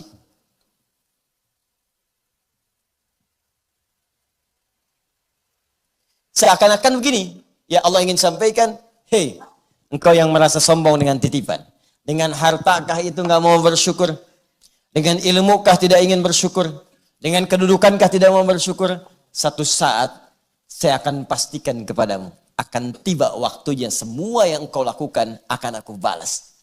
Dan aku pastikan kepadamu, waktunya akan begitu dekat denganmu. Waktunya akan begitu dekat denganmu. Begitu kematian datang, aku dekatkan semua apa yang telah kamu lakukan kepadamu. Makanya banyak amalan-amalan kita itu, maaf ya, di penghujung hidup kita saat sakaratul maut ditampakkan oleh Allah Subhanahu wa taala untuk menunjukkan kedekatan balasan itu dengan apa yang telah kita kerjakan. Jadi kalau terbiasa berbuat jelek, nanti semua ditampakkan. Makanya banyak orang-orang berbuat maksiat itu di hujung hidupnya itu sebelum wafat seringkali melakukan sesuatu yang kadang tidak sadar bagi kita untuk memahaminya. Ada yang teriak-teriak, ada yang ketakutan, ada yang macam-macam dan sebagainya. Karena ditampakkan perbuatan-perbuatan kebiasaannya. Maka kalau ingin tenang, biasakan yang baik-baik. Sholat, baca Quran. Makanya panggilan wafatnya pun tenang. Ya ayyatuhan nafsul mutmainnah. Hei jiwa yang sedang tenang. Kenapa tenang dia? Karena ditampakkan semua kemuliaan amalnya. Saat ditampakkan itu ditampakkan surganya. Saat terbayang surga dengan keindahannya, tak sadar nyawanya sudah keluar dari tubuhnya. Ada yang dicabut sampai gak kerasa. Cabut aja. Tenang pulangnya. Makanya panggilannya, hei jiwa yang sedang tenang. Saking tenangnya, wafatnya gak kerasa. Dan meninggal aja. Ya, tiba-tiba nunduk aja. Ya, kan beda antara nunduk ngantuk dengan wafat tuh ya. Lain. Ya. Dulu ada seorang yang penjaga masjid, soleh orangnya. Luar biasa Masya Allah. Di satu tempat lah ya, saking solehnya itu Allah kirimkan seorang hamba dari Timur Tengah. Saya nggak perlu sebut dari negara mana. Ini nyata, bisa nyata. Saya pernah sholat di masjidnya. Datang orangnya ke daerah beliau itu dan mengatakan, saya ingin bangun masjid di sini dan Anda yang harus merawatnya. Saya sampai bengong itu, berapa detik itu, Masya Allah ini luar biasa amalan orang ini. Bagaimana bisa orang dari Timur Tengah datang ke situ itu. Dan langsung mengatakan saya pengen bangun di sini, di tanah Anda. Dan Anda yang merawatnya. Kan dia bisa pergi ke tempat lain. Jadi itu dirawat oleh bapak itu. Dan sepuh jadi kakek. Dirawat, Masya Allah. Panggilannya engkong. Itu azan, beliau azan. Buka, beliau yang buka. Tutup, beliau yang tutup. Bersihkan, beliau yang bersihkan. Dan hampir nggak mau dibantu. Orang mau bantu silakan, tapi beliau yang maksimalkan. Ya maksimal. Sampai indahnya itu Ramadan terakhir. Ya Ramadan terakhir. Hari Jumat kalau saya nggak keliru, ba'da asar. Hari Jumat, ba'da asar, Ramadan yang terakhir. Ya dalam hidupnya. Apa yang terjadi? Ba'da asar itu sambil nunggu zikir menjelang buka, sambil tiduran. Merem melek itu ya. Ya ayyatuhan nafsul mutmainnah. Allahu Akbar. Saat sedang merem tiduran, datang panggilan sampai pulang. Wafatnya di tempat yang paling mulia, masjid, di waktu yang sangat mulia, dalam amalan zikir yang sangat mulia. Kembali kepada Allah Subhanahu wa taala. Indah. Ya. Itu hati-hati bagian belakang itu, merem melek. Tinggal.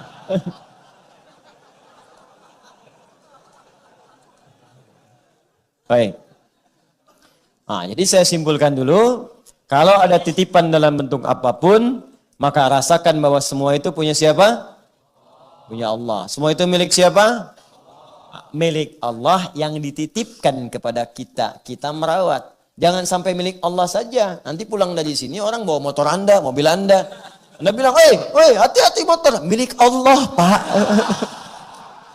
Tidak ada hukumnya di situ. Ada hukumnya. Ya. Saya punya, dulu ada beberapa titipan wakaf itu ya. Ada kamera, ada macam-macam. Dibawa sama sekelompok orang. Ya, saya katakan, itu barang wakaf. Kan wakaf itu milik umat katanya. Siapa aja boleh pakai. Waduh, kalau cara berpikirnya begitu, barang-barang di masjid habis semua gitu kan. Karena milik umat. Hati-hati. Dititipkan pada kalangan kelompok tertentu untuk dikelola. Makanya diminta pertanggungjawaban. Berlakulah kemudian hukum muamalah di situ. Jelas sampai sini? Sekarang pertanyaannya, bagian terakhir. Jika semua milik Allah dan dititipkan kepada kita, ditugaskan kita untuk merawatnya, dan yang paling dahsyat, dijanjikan kalau benar kita menggunakannya, maka semua itu akan dikembalikan kepada kita berupa kepemilikan. Contoh ini, titip ya mas, misal. Kemudian oleh beliau dikelola titipan saya. Dijaga, rapi, ya, dan seterusnya. Kemudian dikembalikan kepada saya. Saat dikembalikan kepada saya, apa yang saya ucapkan? Terima kasih ya. Jawabannya apa? Sama-sama. Mungkin saya kasih bagian dari uang atau harta tertentu, tapi benda ini kembali kepada saya. Itulah sifat manusia. Makhluk begitu. Kalau dititipkan, dirawat dengan baik, dibalikin ke kita, diucapkan terima kasih oleh kita. Atau kita memberikan bagian dari upah. Nitip motor, keluar dari titipan, kita kasih, ucapkan terima kasih Pak. Gitu kan? Antum kesini kan? Dijaga, dirawat baik-baik motornya. Pulang dari sini untuk ucapkan terima kasih Pak. Sama-sama, ada yang infak, ada yang macam-macam. Ya, tapi kan motornya tetap di bawah lagi. Jelas kan? Gak ada orang pulang, datang pakai mobil Xenia yang tadi. Ya, pulang-pulang gak dibawa, makasih Pak. Gitu kan? Gak ada kan? Mobil bawa lagi. Itu sifat manusia. Tapi Allah beda. Ketika Anda benar-benar merawatnya dengan baik, titipan itu digunakan sebaik-baiknya, sesuai dengan apa yang Allah inginkan, maka semua benda tadi, bahkan semua titipan tadi, bahkan yang sifatnya titipan bernyawa, anakkah itu, istrikah itu, suamikah itu, bapakkah, ibukah, cucukah, semua akan Allah berikan nanti dengan nilai kepemilikan, bukan titipan lagi. Bukan titipan lagi. Bahkan yang Anda nggak ketitipin pun di dunia, Anda nggak dapat titipan itu. Tiba-tiba saat kembali kepada Allah, Anda membayangkan itu pertama kali ke surga. Terbayang oleh Anda, langsung diberikan sebagai hak milik, bukan titipan lagi. Anda datang ke sini teman-teman sekalian, begitu lewat ada bakpao. Ya, bakpao sebelah kiri, agak ke pojok sebelah sana. Dia kosong. Mau lewat, uang nggak bawa.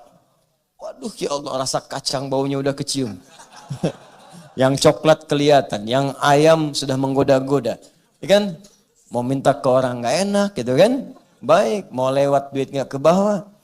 Ya Allah, doa tuh begitu saat maghrib bakpao, ya Allah bakpao. Allahu Akbar.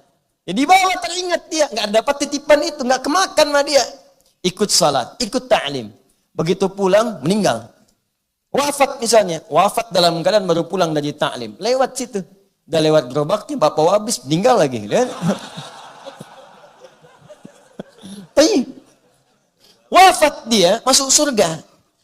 Saat masuk surga pertama kali, ingat dia bakpao itu.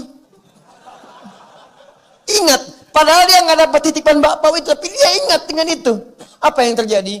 Kalimat Qur'annya jelas. Quran surah kedua ayat 25. Wa utubihi mutasyabiha. Diberikan yang sama persis seperti yang terbayang dalam benaknya. Allahu Akbar. Langsung.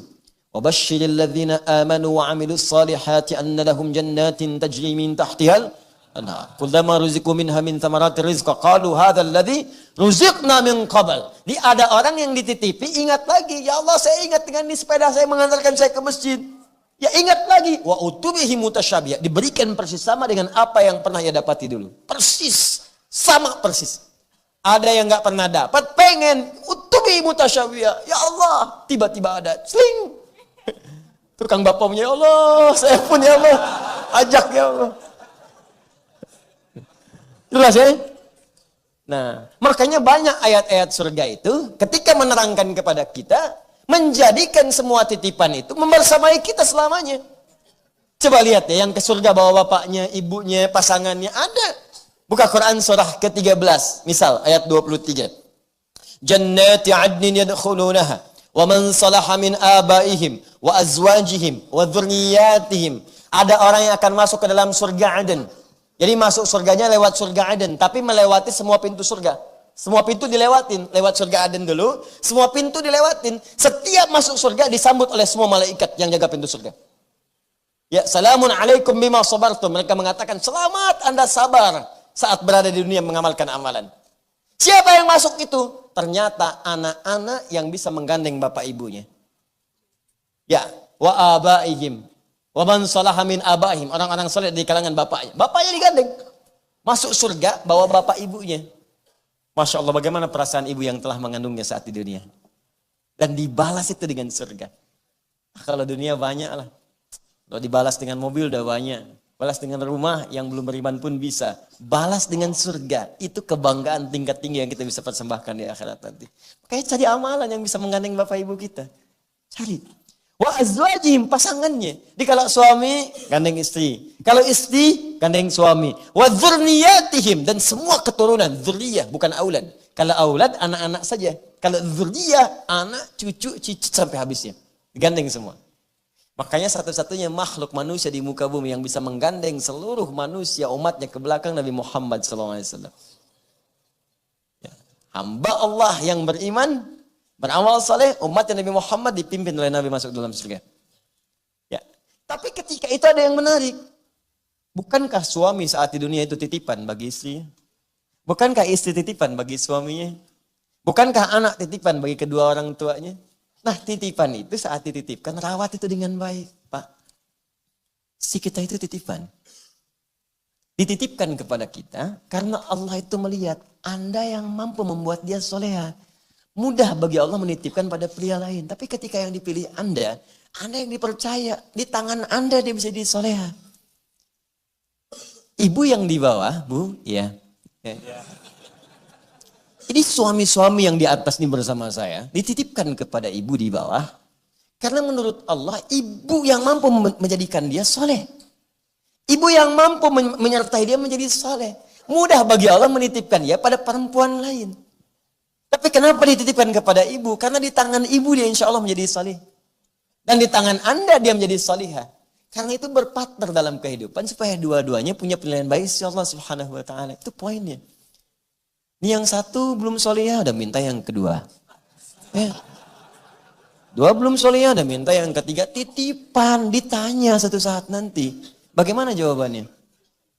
Memang bahasanya bagus. Pak, kenapa sih udah begini? Mama sholat senang berjamaah atau sendirian? Besar mana pahalanya? Ya berjamaah apa? Baik, berjamaah itu ada imam, ada makmum. Baik, Ma. Kalau berjamaah imamnya berapa? 1. Baik. Berapa imamnya? 1. Berapa? 1. Baik. Makmum berapa? 1 lah, Pak. Kan sah gitu kan. Bah, ya sudah. Makmum 1, imam 1. Baik. Kira-kira kalau makmumnya 2, ya lebih afdol mana dengan imamnya 1? 2. Terus kalau makmumnya 3, ya 3. Ya kalau 4, ya 4, ya sudah. Pak, yang penting bukan banyaknya makmum. Yang penting berjamaahnya sah di hadapan Allah Subhanahu wa ta'ala. Di bawah ibu-ibu langsung.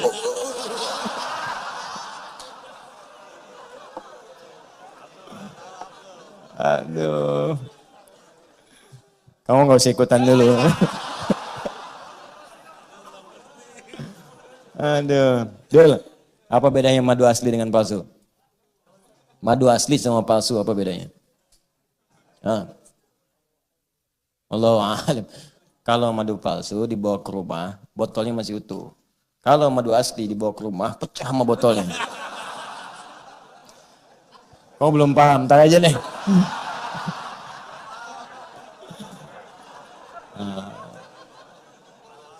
Dah, anak titipan.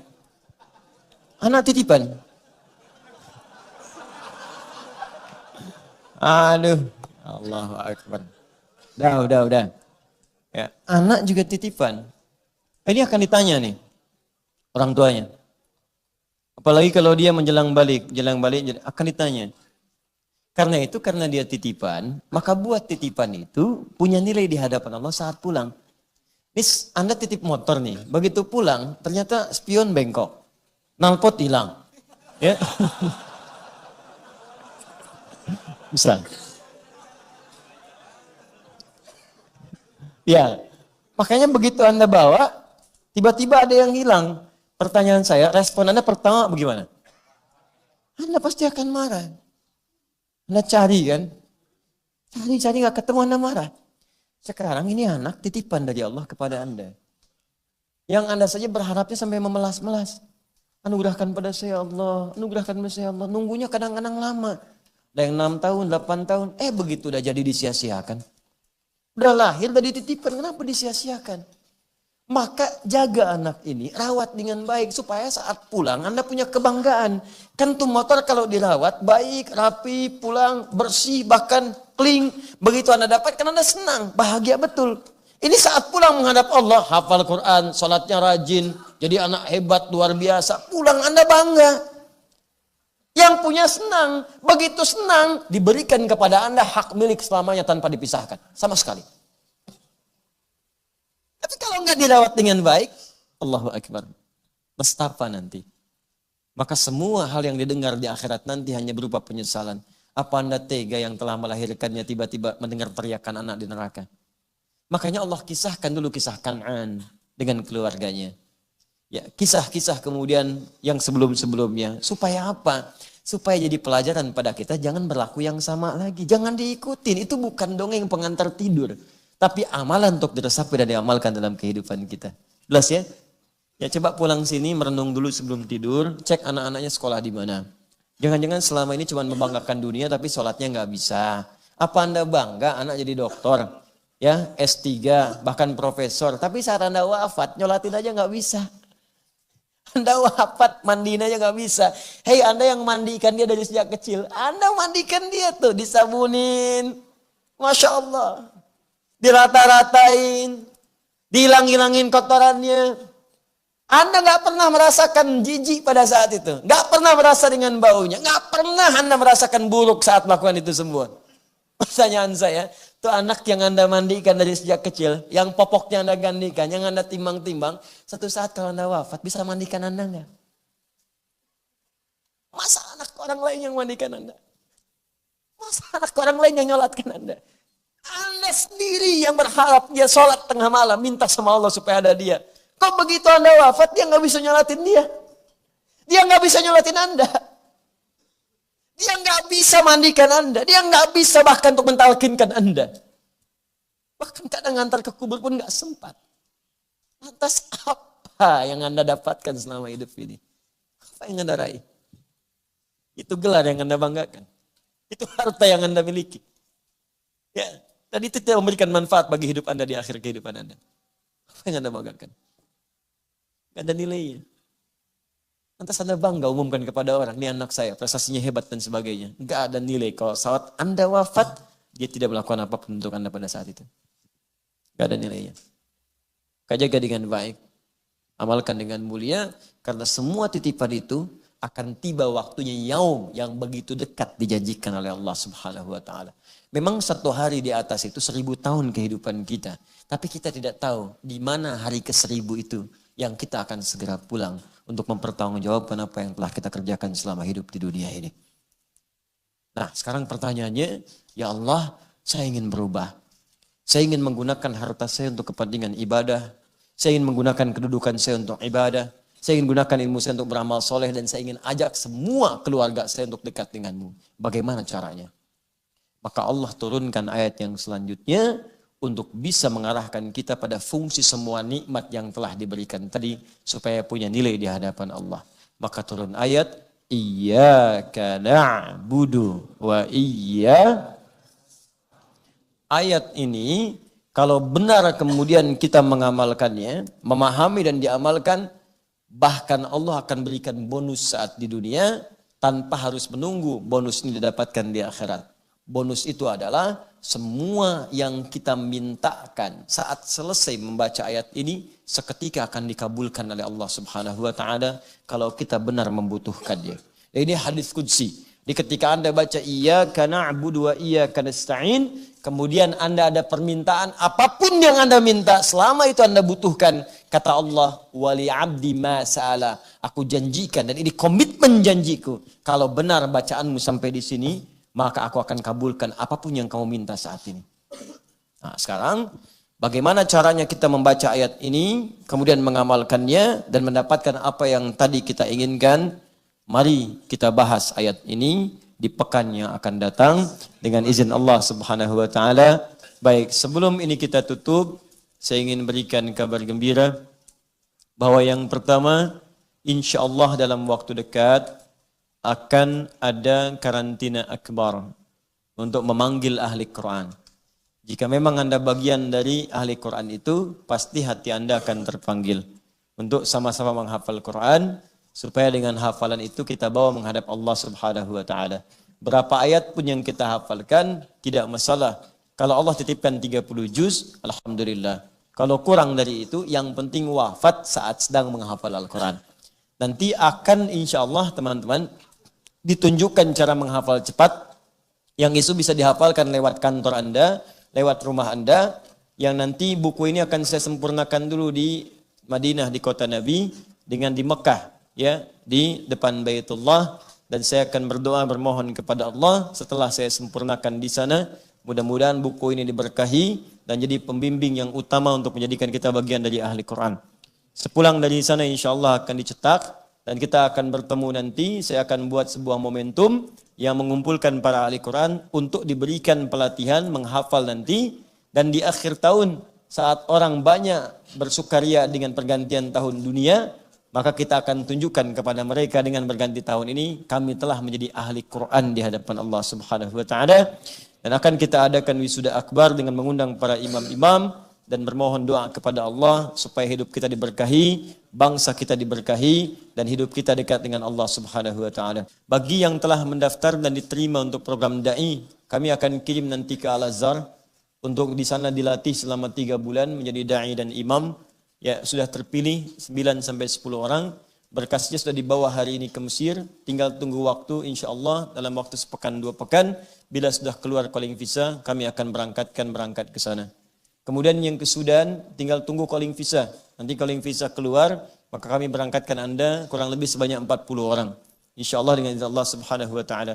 Yang lainnya nanti ditunggu, insyaallah di kesempatan berikutnya kita buka lagi. Jika peluangnya kemudian berlaku bagi Anda tinggal bisa mengambil dan mempraktekannya dengan Allah Subhanahu wa taala. Dan saya kemarin janjikan pekan ini, tapi karena ada lain hal, mungkin baru bisa sepulang dari tanah suci saya nanti buka untuk program PKU pendidikan kader ulama, yang mungkin insyaallah dengan itu akan menyeleksi beberapa dari ikhwan dan akhwat. Tahun ini ada akhwat. Jadi akhwat nanti kami bimbing untuk jadi bagian dari ulama-ulama perempuan, ya, yang dengan itu bisa menjaga nanti nilai-nilai syariat dan akidah umat khususnya di Indonesia ini.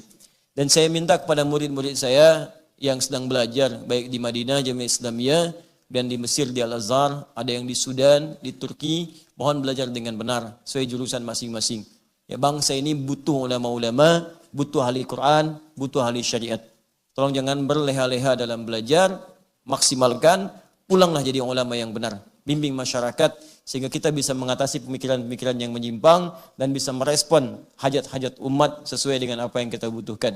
Mudah-mudahan ini semua diridhai oleh Allah Subhanahu wa taala.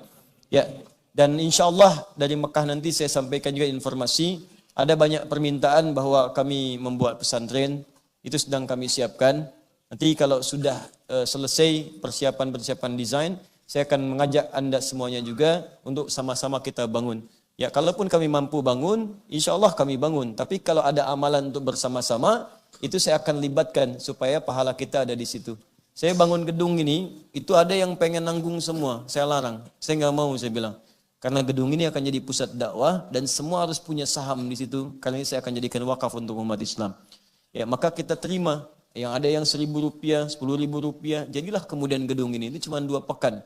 Lalu kita tutup, saya minta selesai sudah, arahkan lagi, infakkan pada yang lain. Maka disitulah ada investasi kita insyaallah. Nanti kalau saya wafat, murid-murid saya akan teruskan. Itu bukan punya saya. Ya, gedung-gedung itu bukan punya saya. Tempat-tempat bukan punya. Kita hanya bangun saja. Mungkin saatnya mereka pulang saya wafat, mereka yang teruskan. Kalau saya masih ada, kita bersama-sama.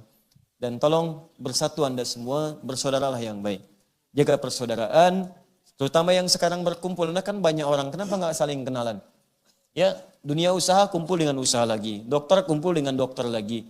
Ya, guru kumpul dengan guru lagi. Di situ Anda kemudian saling bersahabat. Bikin grup sama-sama, ajak kepada ta'lim yang baik. Bangunkan untuk bangun tahajud. Mungkin di situ keberkahan itu akan didapatkan. Jelas ya? Baik, semoga Allah memuliakan dan berikan kenyamanan kepada kita. Dan saya minta maaf kalau malam hari ini ada kata-kata yang kurang berkenan pada sebagian atau keseluruhannya. Alhamdulillahi Rabbil Alamin, Ar-Rahmanir Rahim, Maliki Yawmiddin, Iyyaka na'budu wa iyyaka nasta'in, ihdinas siratal mustaqim, siratal ladzina an'amta 'alaihim ghairil maghdubi 'alaihim waladdallin. Allahumma rabbana la tada' lana fi maqamina hadza wa fi kulli maqamin dhanban illa ghafartah wa la hamman illa farajtah. Ya Allah, kami mohon jika di tempat ini, di sekitarannya ada para pendosa hadir di sini, maka jangan biarkan yang meninggalkan masjid ini kecuali Engkau telah ampuni segala dosa-dosanya. Ya Allah, jika ada orang yang datang dengan kegelisahan di hatinya, maka jangan biarkan yang meninggalkan tempat ini kecuali Engkau telah tenangkan keadaan jiwanya. Allahumma wala asiran illa yassartah. Jika ada yang tengah Engkau uji di balik kami semua ya Allah dengan kesulitan-kesulitan baik di rumah tangganya, pekerjaannya, maka mohon dengan keikhlasan amalnya angkat ya Allah, angkat dan mudahkan segala kesulitannya. Allahumma wala maridan illa syafaitah ya Allah. Jika ada di antara kami saat ini yang tengah diuji dengan penyakit seberat apapun, maka mohon angkat dan sembuhkan segala penyakitnya. Allahumma wala dainan illa qadaitah ya Allah. Jika ada di antara kami saat ini yang tengah diuji oleh utang piutang yang membebani hidupnya, maka mohon dengan segala keikhlasan amalnya ya Allah, limpahkan rezeki kepadanya agar dapat melunasi utang-utangnya dan lapang dalam hidupnya.